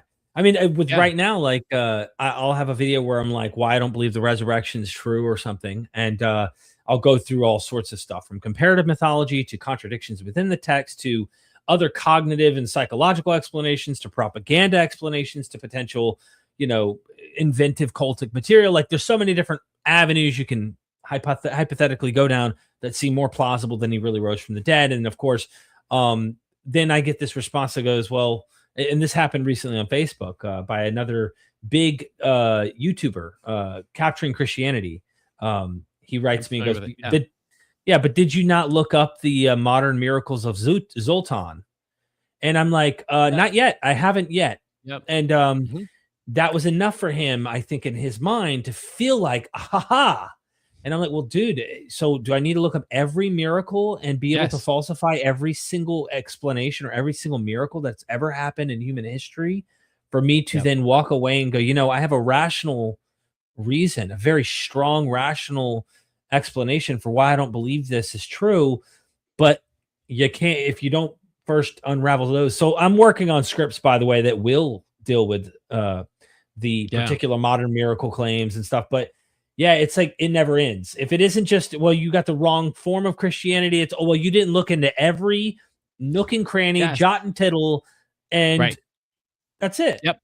Yeah. Well, and if you get a broad enough audience on this, because one of my first avenues was Reddit. Like, there's lots of people there. Like, I want to go on like True Christianity or something where I know it's real Christians, and I just want to ask them, like, what about the claims of miracles? And then the responses that you get back are like, well, obviously, like the ascension of Mary, there's proof of it here. Haven't you ever looked into this? I'm like, not Catholics. I want real Christians. Like, like give me like real, because every single religion is saying the exact same thing. And so you ask, like, what's the proof of Christianity? And then you get back, the Mormons with their stuff of like, but look at this proof over here. This proves that Christianity is true. I'm like, not you. I'm not talking to the Mormons. Like, I want proof of real Christianity. As it turns out, the proof of real Christianity is the truth. The same proof as all of the false Christianities, it would seem, if I'm really honest, but maybe not. I'm open to being wrong still. I'm thinking about your book when you say that, if I'm really honest. Again, back to this. That one, it's just like 200, 300. I don't know. They're packaged into like groups of like, here's something that seems weird to me. Here's a few paragraphs on it. Here's something that seems weird to me. Here's a few paragraphs on it.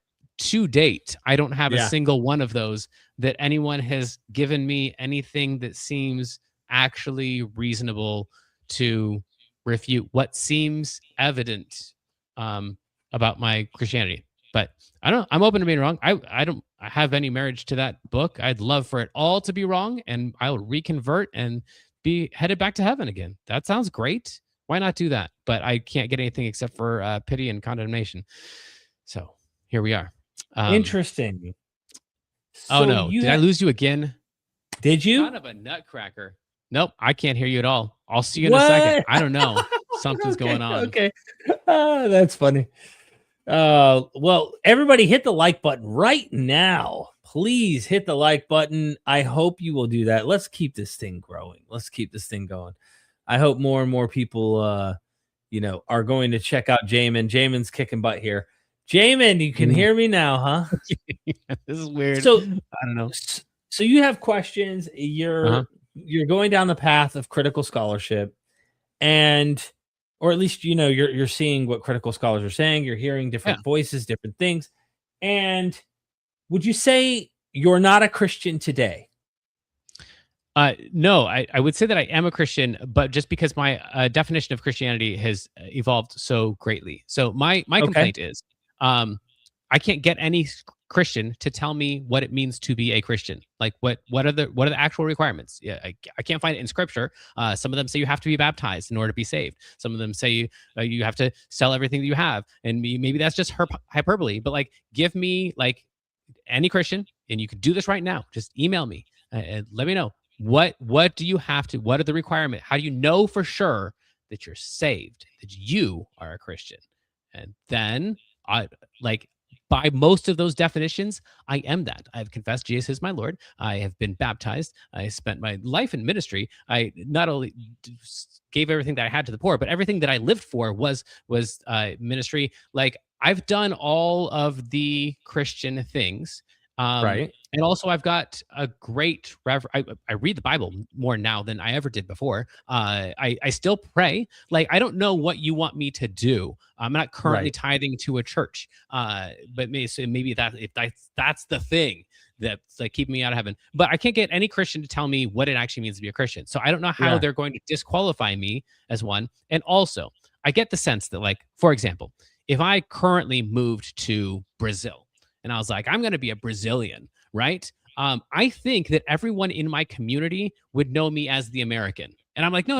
Like, I'm a Brazilian citizen now. Like, I'm one of you. And they'd be like, okay, that's cool. But like, I even know I've got friends who are Russian, and they were born in America. They're as American as I am, except their whole life is Russian. Like, they're Russian, and we know, like, I've got this Russian friend, and like they have nothing to do with Russia. They don't know anything about Russia. I probably know more about Russia than they do, but I still know them as my Russian friend. They're still a Russian, and I feel that way everywhere I go in my life. Like, that's cool that, like, you think that I'm not part of the club, but also everywhere that I go, I've still got DC Talk on my playlist. I'm still praying. Like, everyone knows me as the Christian. So like, I don't know by what definition I am not Christian, except for the fact that I don't think that Jesus rose from the dead, and I don't believe that the scriptures are inspired, and a bunch of theological stuff. But you don't agree with a bunch of theological stuff from other Christians too. So I don't know in what way I'm not a Christian. Also, I'm an atheist. Yeah. So you're like a cultural or well, you said you pray though. So that's a unique aspect of a ritual that you practice, which to me, it's kind of interesting. We've been talking about this in the past few deconversion stories. I had Britt Hartley, and then yesterday, HD Roberts. Yeah. And Britt talks about rituals and this and that. And it's like, when I think back about the times I prayed, first of all, I feel like the prayer was more about connecting with the people at the table that I was actually praying over the meal with, and just being kind of thankful in general. And then self-talk. So if I was praying by myself, it was like I'm like, hey, dude, you up there, you doing okay? Hey, I hope things get better. I want to be grateful and thankful for my kids. That kind of stuff's like self-talk. When you said you prayed, I'm thinking how you've renegotiated maybe what the receiving end of that prayer is. And maybe it's just like into the ether of the universe. Maybe you're just like, well, I say it and I'm used to it and this is habit. But I'm sure it shocks a lot of my audience members to hear you say, I'm a Christian, and then turn around and say, but I don't fit the confines of your box. And I had this Muslim friend of mine actually reach out to me when I said, hey, I don't think some of the founding fathers were Christians. And when you read them, like they're actually antagonistic in many cases to the Christian lore, to the Christian message, to the gospels, all sorts of stuff. And they're like, but if they identify as Christian and they say, hey, yeah, I consider myself a Christian, what do you do with that, right? Who are you to say that person isn't what they want to say they are, even though they aren't believing in the creeds? They don't believe in the message that Paul might have wrote down. Anyway, I just think it's interesting that you still hold to that. I imagine I'm culturally Christian in many respects, but I don't call myself one. You see what I'm saying? Right. So we just have a different way of, well, I guess, approaching. In my Russian friend, like if they introduce themselves as Russian, which they identify themselves as Russian, even though they have nothing to do with Russia. But like they're. By the way, is there an echo right now? You're getting one? No. Okay, I feel like I am. So like they would identify themselves that way, even though they're not that, obviously. And so I guess I've redefined, like I said, Christianity to such an extent, which I know a lot of Christians think that's a sin, but like you're defining your Christianity too. So it doesn't mean the same thing to me. We're not actually following the guy in the book, and the book was not written by anyone who'd met the guy. So like everything about us is legendary, mythological, ritualistic, ceremonial, and performative. And so I've got the same thing. I've got all the ceremonies and the rituals and the performances, and I've got the mythology, and I'm there. I'm a Christian, and I'm sorry that you find that offensive. But also, like, if you told me, like, well, you're not a real man unless you like football. Like, I understand. Like, that's cool. You can do that. Also, I don't really care for football that much, and I consider myself a man. And I don't mean that to be offensive to you. And I know you think like you got the definition of man. Like, so like I'm not trying to say that I'm the same as you. I'm just saying I can't help but consider myself a man because I do. And so, but I don't like football because I disagree with the definition. And you're like, well, you're redefining what a man is. Like, yeah, you too. Yeah, we're doing the same thing. Yeah. So I love that you bring that in. There's so much there. So what do you do now? I mean, like, here you are, right? You kind of defined a little bit about your questioning of these things. Obviously, you're not a believer in them in the literal sense that the stuff, there might be a message there that you find occasionally that you latch onto, music that you still hear that gives you inspiration or helps you and depends on, the times, whatever. There's still songs I hear where I'm like, that's a good song, and some of it I'm like, nah, I'm good. Like just, but what do you do today? Like, what is your goal today? I mean, you were going to raise your kids as Christians. I have 3 kids. I didn't quite want to be as rebellious as you. I told her when we got together, we were going to have 8, because I wanted this big family and I was going to be, nah, dude. We had 5, 2 miscarriages in between, some of them, but I was going to like raise my children as godly children. I raised them in the church. And one of my kids is still a believer in something. Like, he's not like devout or anything extreme. I think he's very normal. Yeah. Like, not like me and not maybe like you. I don't know. But what do you do with your kids these days? How do you go about raising them? And how is your life now that you're outside of that weirdness that you were in your whole life? Yeah. So then this part, if any Christian is still watching and they didn't turn this off already, you probably don't want to hear this part because it's not believable.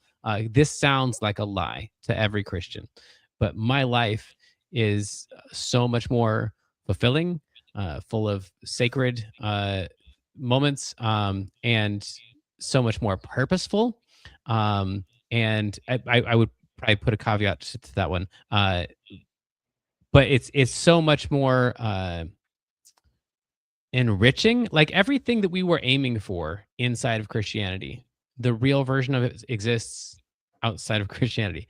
For me, that's been my experience. I was aiming for less sin in my life, and I currently do less sin, what I would have called sin, even though I don't think it exists, than I would have done before. The thing you're talking about, like praying with people, like before, when I prayed with people, there was a annoyingly high percentage that I could feel of that prayer that was performative. Like I want to pray. I'm gotta use the form of the kind of prayers that we do around here. I want these people to know that I'm a real prayer, that I pray the right way. And so like there's like some of it is like you're addressing God, but you're really addressing the people in the room. And Yeah. now I don't have any of that. So like all of the stuff that like Jesus says about the phylacteries and about the people who pray out on the, you're supposed to just like, it's just still supposed to be focused on you and God, the divine, or whatever you want to call it, whatever. Like all that stuff that I was aiming for as a Christian, I get now. Like it's a part of my life, just unintentionally, just because I don't care to perform for any of these people. Like, what's the worst case scenario? They're gonna think I'm an atheist. Like, I'm an atheist. That's right. Like I don't pray perhaps the way that you want me to. And so it's just everything that I was hoping for in Christianity, except for eternal life, is now more than I could have gotten ever before. Wow. And the eternal life thing is different too, because it always, another one of these things, like put it in the bin with Job. Doesn't it seem weird that after a million years of singing holy, holy, holy and not doing anything else, no one is getting bored? Like, doesn't that seem weird?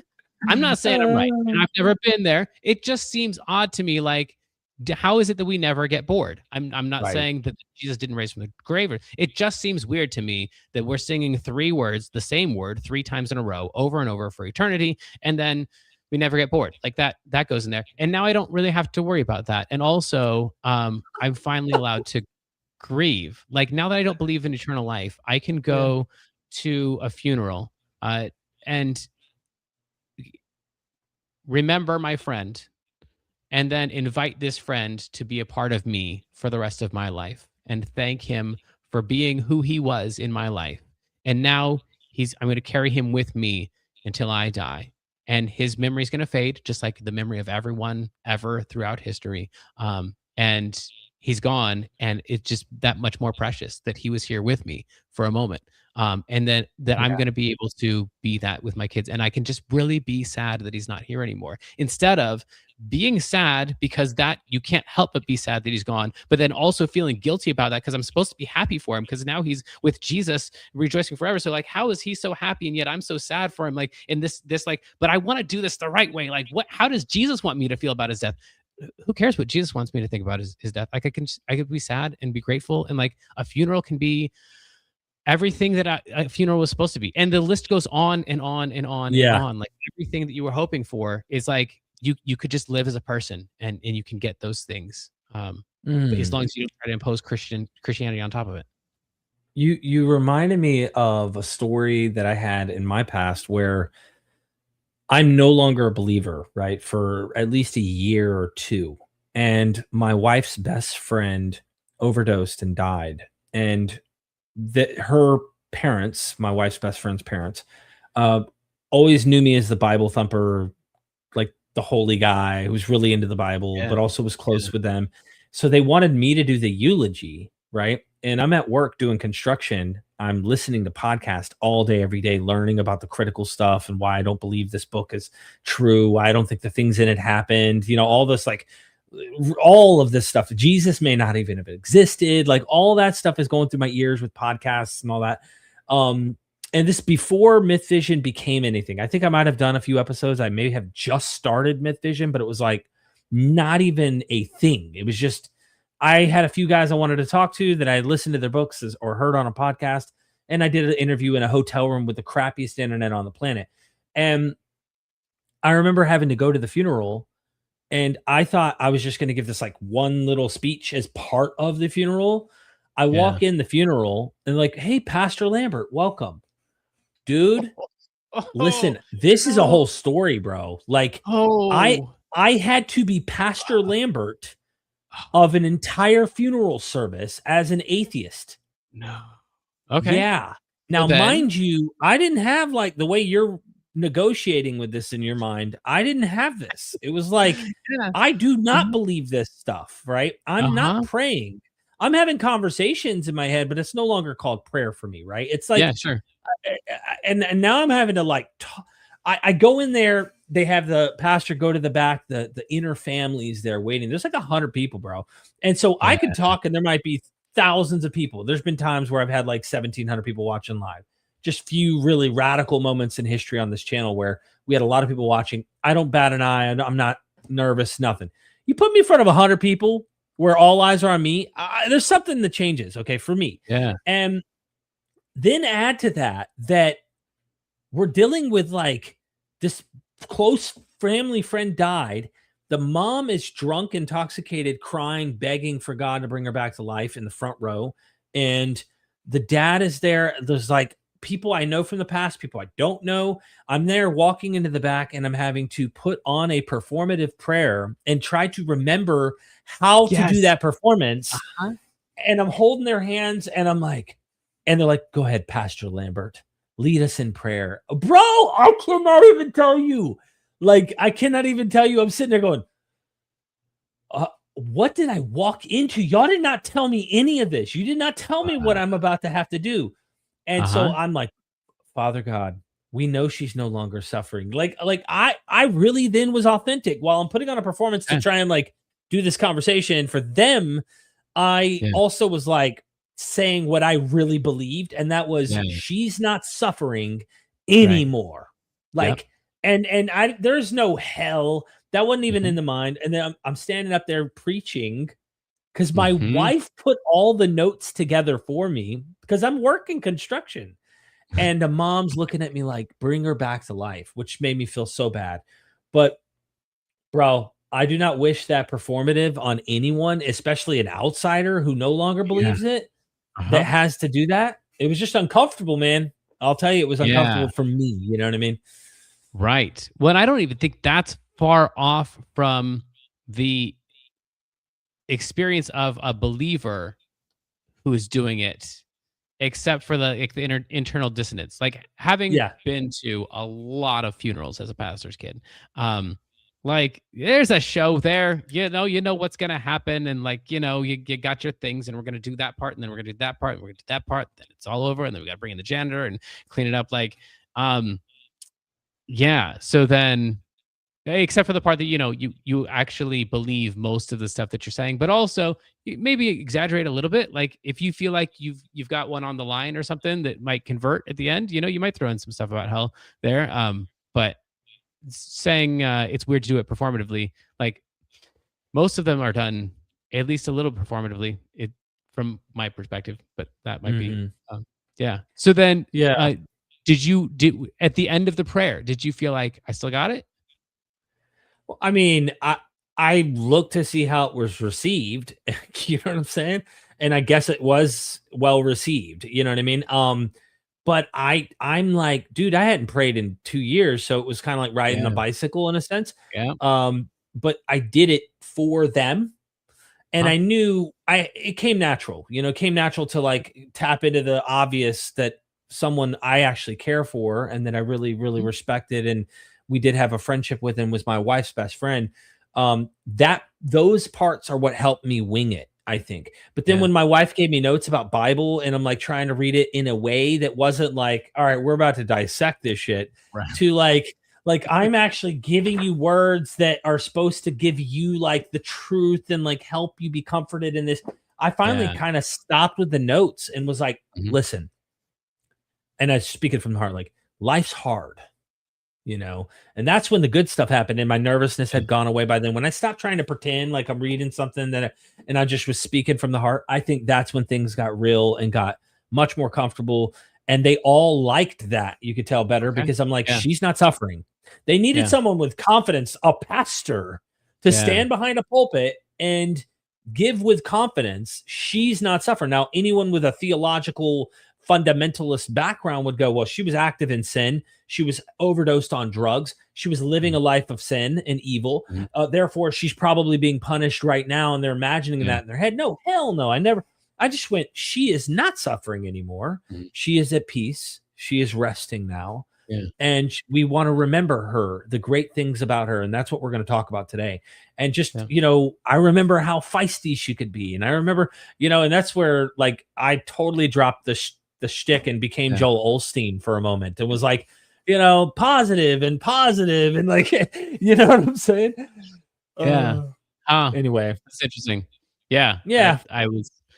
That's so I've got situations, obviously not I'm not called Pastor Jamin anymore, but yeah, situations where like I'll be with my Christian friends and they'll ask me like pray for the meal or whatever. And yeah, I don't know if they regret it because I don't pray like I used to, but I'll still address God. I have a hard time like, so a big part of my recovery was gratitude practices and just thinking about the things that could be different. In fact, I still wake up every morning and try to do the whole stoic practice of like imagining the worst case scenario. Like I'm not in bed. I'm actually, wake up on the street and I've lost my wife and my kids and, and then try to get all of those, reimagine getting all those things back. So this gratitude practice of like, what right now, if it went wrong, would make everything else not matter at all.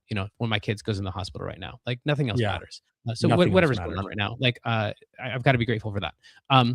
But then I have, and it might just be because of my religious past, but it feels human to like grateful to who, like grateful to what, like, and there are some atheists that are like, no, grateful. Like, what do you mean? This is all chance. Just there's no gratitude. But I can't. Yeah. I don't feel like I can currently live without gratitude, and I don't know who I'm aiming that at. So like, I'm cool with just like the mystery. Sure. Why not the mystery of just experience and the unknown about what we don't know, and just imagine? Because I get what you're saying. Like, if we overthink it, what is there to be thankful to?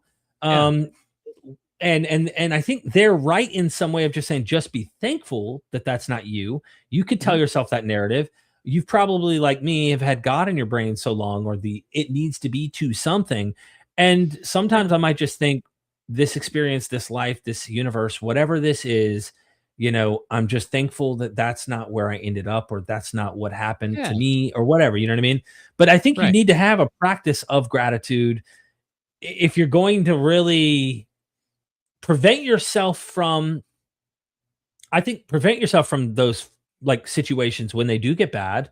It kind of prepares you in a sense where you kind of like are letting your mind be prepared for things that can happen, outcomes that may not be foreseen, but also having a positive life, Right. But I don't know. Yeah, I mean, well, I was gonna say too, like I'm fine with the personification of it because I think that's what we do as humans. We like to anthropomorphize things. And so like when I look out at nature, like I think that's beautiful. And I don't believe in a mother nature. But if I was with a group of people who are like, no, but mother nature, she's real.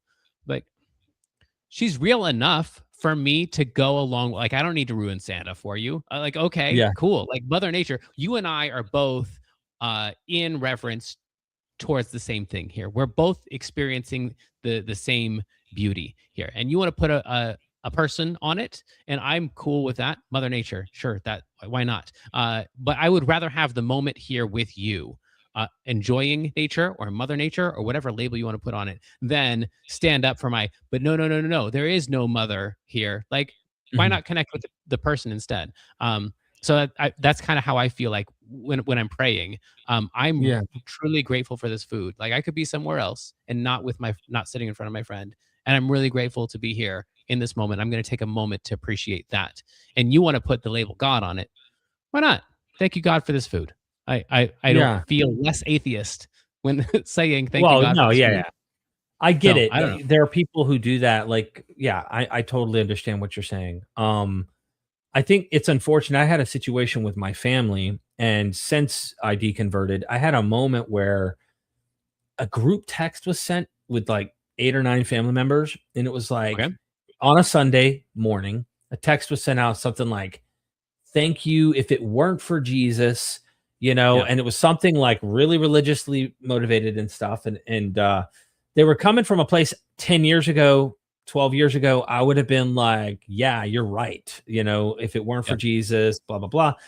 And I wanted to vote voice for some reason that morning. I wanted to say, well, some of us don't think Jesus is as good as you guys think he is. Some of us don't Yeah. think he is that. And I kind of like rebelled in a sense, but pointed out like, hey, I don't agree on this. Yeah. And then it became kind of a family talk, right?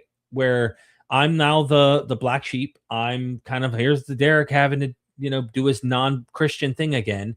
And when we sat down and talked, we got to speak about these things a little in dialogue. My sisters and my mom, I think, all got together and were like, they all looked at me, and it even like added more layers to already an issue where I'm like, okay. And they're all like, dude, you're just going through a phase, is pretty much what they said. And you're going to come back. You're going to come back Okay. to the truth. Like, Sure. you don't know you're wrong. And I thought in my mind, I felt disrespected because I'm like, Yeah. how I kind of pointed out, I'm like, look, hey, this is arrogant sounding, but it's like a fact. I've forgotten more about the Bible than you guys have ever even read about the Bible. I've learned more about this religion and its background and its history and its development and its evolution and the various things about it than you've ever learned about it when it comes to actually trying to know what the truth is about this. And you're telling me, that I'm it's just a phase. You're going to come back to what we know is true. And it's like, again, it's like, sure, I can play the game. I can go to Thanksgivings. We can have the prayer. My mom jokingly, when we went to one of the Thanksgivings, goes, all right, lead us off in the prayer, Derek. And she knew I wasn't praying anymore and Right. stuff. And I looked at her and I was embarrassed because I was taking it a bit, serious. And I also didn't want to disrespect some of the family Sure. members that are kind of not Yep. super close, but they really believe. And they would have been disrespected had I led the prayer because they knew I'm not a Christian, right? Based on Right. what you would call Christianity or what they would call Christianity and what, Right. how we've had that discussion. So I I got to a place where it's like, okay, I get what you're saying. It's unfortunate that there's not enough room for all members to have their voices expressed. It's, oh, we believe in Jesus, and that needs to be the frame of the discussion. And you need to ride along with us and be okay with it, using our language, using our forms, instead of like finding some neutral ground or common ground in that respect. And it's the way the cookie crumbles. Because in my mind, it's like there's no respect toward my lack of beliefs, my not finding Jesus to be as good as they think he is in many regards. Right. Not saying he didn't have some good things that were taught, but like there's some culty shit there, dude. I mean, if we read the text, you can find some horrific ideas that come from it that have caused a lot of trauma. And I want to point out the good, but I also think it's important that people know about the bad and how these bad ideas also cause trauma and different issues. So I just went off a rabbit trail here to point out, like, sure, I can go to the Mother Nature group and say Mother Nature and know what they mean, and in my mind, maybe rationalize in a scientific sense or psychological sense to understand what they're actually doing, why they're doing it, and be the bigger man and not try to disrupt. Mother Nature probably doesn't actually have a conscience, okay, or whatever. Like I don't have to pop the bubble, but I don't think they ever, and these worldviews, because they're so exclusive, ever find room to allow the diversity of other people with other views in. And that's the bubble I want to pop, which Yeah. makes me a black sheep, which makes me push against the thing. But sometimes I don't want to deal with it. So I just go with the flow. And it's like, damn, that's what sucks. That's what I don't like about dogma. That's what I don't like about these Yeah. religions in many respects, is that they don't give a shit about anyone else's views or anyone else's positions. You need to speak in the name of Jesus. You need to understand ours is true, and you're going to come back to it.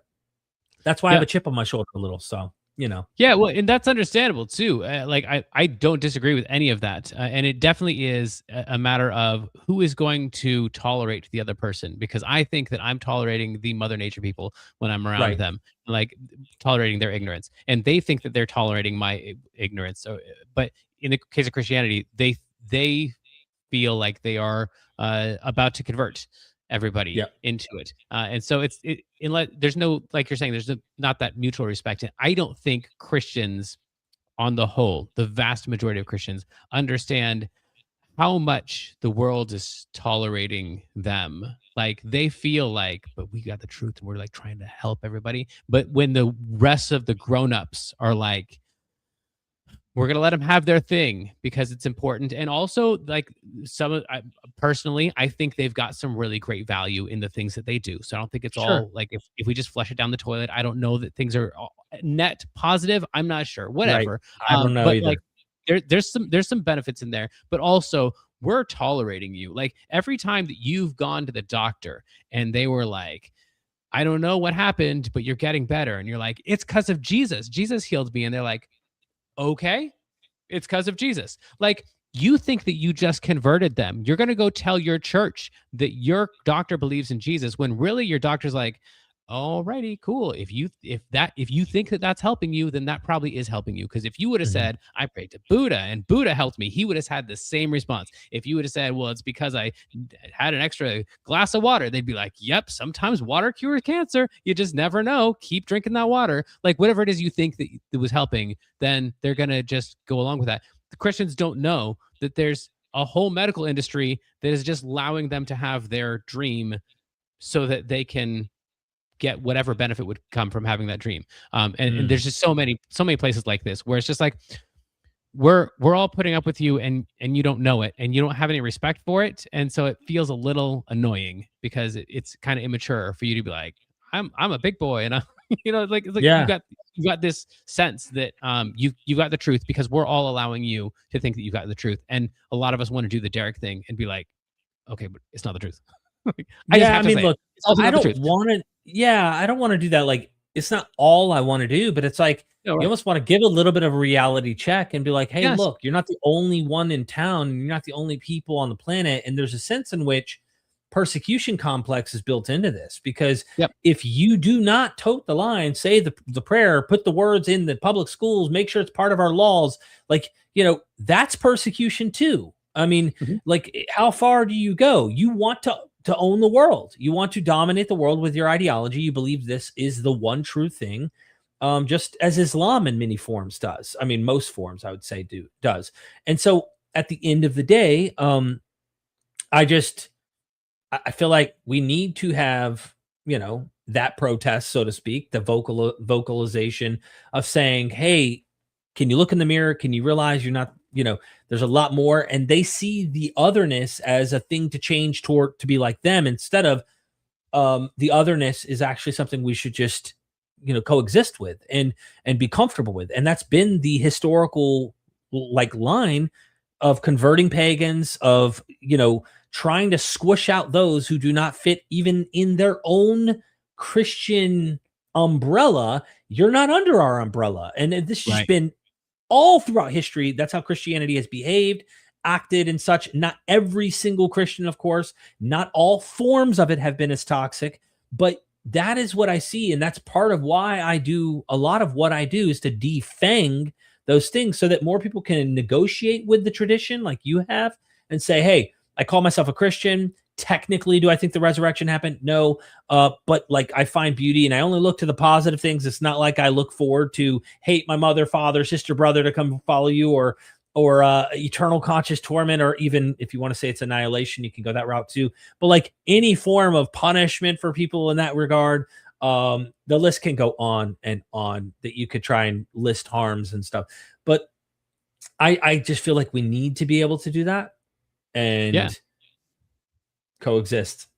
Absolutely. And I think that's the least Christian thing about me is that I allow other Christians to call themselves Christians even though they don't believe what I believe. Because that's not what you're supposed to do as a Christian. But for all of my disbelief in all of the religious stuff, I like that. I think that is, if we could get the church to that, I think so much harm would be reduced. And honestly, that's the not to just plug the book, but like that is the point of Dear Evangelicals is it's just like trying to change the church. And yeah, I don't mean this is a plug. This is a message that I feel strongly about. Like, I Plug. don't, No, I don't, I don't want to destroy the church. I just think the church could do so much better than they do. And one of the things would be, just keeping an open mind to stuff like that. Because honestly, if you were gay right? And that you have Yeah. the same thing at the dinner table of like, oh yeah, but that's a phase, and you're gonna get over it, and then you're gonna come back to us, and you're gonna be saved Yeah. again. Like, that's messed up, man. And you and then forcing you to make the decision of like, do I tolerate you in this, or is this one of those times I'm supposed to stand up because this is like a a civil rights kind of a thing? Like, Interesting. to put you in that position is kind of messed up. And so I don't have anything against the person who's like, well, screw you, I'm gay, and like eh, setting their family straight. On the Yeah. other hand, like if someone wants to be like, these dorks, whatever, like let's get to the meal. I love these, they're my family, but they're just idiots. Like I that's cool too. Like I don't know that one is necessarily better than the other, and they've both got their place at different times. I agree. I think both, all of that is me. I've done all of it, right? But again, your point, it's unfortunate that built into the belief systems, um, that what you are, it'd be like you couldn't bring your partner, let's say you said same-sex relationship, bring your partner to a dinner table without knowing that they're judging and knowing. That's how you really make people feel like, damn, they have to conform to you. They have to become like you and believe like you and do what you say is okay in this regard in order to even be welcome to the table. Who are they really hurting here? Are they really hurting you? Does that Yeah. relationship really cause you, other than your theological baggage, which I'm trying to dismantle by doing a lot of what I do. Like once you realize that's not the case, then all the fear you have of the hell and the abomination of that behavior, you realize, man, I misunderstood. This is just incorrect. I didn't have the correct understanding about the world. And yeah, I don't know. I mean, I think the dialogue needs to continue, but it's like if one side is behaving like your dad and your mom were, specifically your dad, what do you do except for run away? I mean, you can't change them. You can't, and you can't live in that environment any longer. You need sanity yourself. And you, in your case, it was an extreme one where you found it. You had to leave though, and you went through a really hard, rough road getting out on the other side. Some of us have different kinds of parents that believe it, bump heads, but love us more than they care about arguing about prayer or Jesus Yeah. or religion. And I appreciate that. You know what I mean? I'm thankful for that. I'm thankful after hearing your story. That's going to be one of my things to be grateful for, is that I didn't have that situation that you had, and I still have that relationship with my parents, you know? Yeah. Yeah, that's cool. Yeah, and I think we can all be that to each other. Because I've got several people on my list too that like I I didn't spin the wheel and wake up as them today. And while they don't see their situation necessarily as like the worst situation in the world, like I'm glad that I get to be me. And frankly, I'm glad that we all have our diverse experiences so we can learn and grow from each other. Because if there is a point, I think that has a lot to do with what we're doing here. Absolutely. Ladies and gentlemen, I can feel it in my spirit, if you will. Go to ifimreallyhonest.com. You can check him out and his contact section. Join, email address, whatnot. Join the team, possible, whatever you got going on there, Jamin. And you have the book, If I'm Really Honest, The Transparent Thought Life of a Reluctant Deconstructionist. Love the cover, looks beautiful. And that's on Amazon as well as your other book. And I don't see that here, but I do see it here. If it'll load. There it is. Dear Evangelicals, make sure you go get a copy of his books. Also, subscribe to his YouTube channel. He's got 639 or 36 subscribers. And I'm going to put that in the chat right now. I have it in the description if you're watching this later.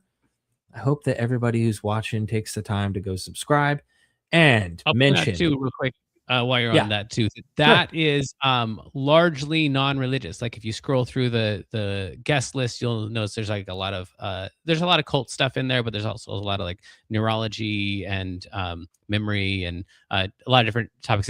The goal of it is trying to keep religion out of it as much as possible. What are other people in other fields who have felt like this doesn't seem right and stood up for something that they knew they would be ridiculed for? And so it's just all kinds of people that are transformative in their fields, regardless of whether I agree with their conclusions or not, just because Right. this is not just a religious thing. Like there's communities like this. Every community can become like that, where you're not allowed to say the thing that seems obvious. And so it's all about saying the obvious thing and not necessarily about deconstructing Christianity or anything like that. I see here Tim Mills, you got, Yeah. Chris over here. You got all sorts Yeah. of good stuff. Oh, did you interview her? Oh, you did interview Tovia. Holy Yeah. smokes. He's great. Okay. Yeah. He likes to pick that New Testament apart, doesn't he? Yes. He loved that part of my book. Oh, I bet. I bet. Thank you for your time. Thank you. Thank you for your story and the courage to come forward. Is there anything you'd like to say to anyone out there who might be going through something that you went through, that dark night like you went through, maybe I don't know, from the heart, something? Yeah. Well, I mean, having been there, I don't know that I would have known what would have worked for me. I know that that thing of maybe tomorrow, and also that the world is a lot bigger than it felt at the moment, because it felt like everybody in the world agrees like Jamin shouldn't be here. But that was maximum several thousand people. And there's a lot more people in the world, and there's a lot more perspectives in the world, and all those people were from the same perspective. So the world's really big. There's a lot of love out there. And there's a lot of people who are willing to love even despicable people like me. And so even if you find yourself to be a despicable person, probably there are a lot of it you don't need to feel a bit despicable about. And also there's still people who love despicable people, and you've still got something to add to our story and to our culture, even if you're just a Jamin who is on the gratitude list of a Derek. Derek's grateful that he didn't wake up as Jamin. Like, you can be that for somebody. So I mean, I say that kind of jokingly, but we all have stuff to share with each other, and there's beauty to be found. And sometimes at the moment it's not visible, but that has more to do with, I think, the way that we're looking than the reality of the situation, because sometimes it's just right in front of us and we can't experience it. Absolutely, ladies and gentlemen. Show Jamin some love. Subscribe, get his books, let him know you came over from Myth Vision. And until next time, never forget, we are Myth Vision. Peace. Son, do you want to know what the truth is? After this, there's no turning back. You take the blue pill and you wake up in your bed and believe whatever you want to. You take the red pill and you stay in Wonderland, and I show you just how deep the rabbit hole goes. Remember, all I'm offering is the truth, nothing more.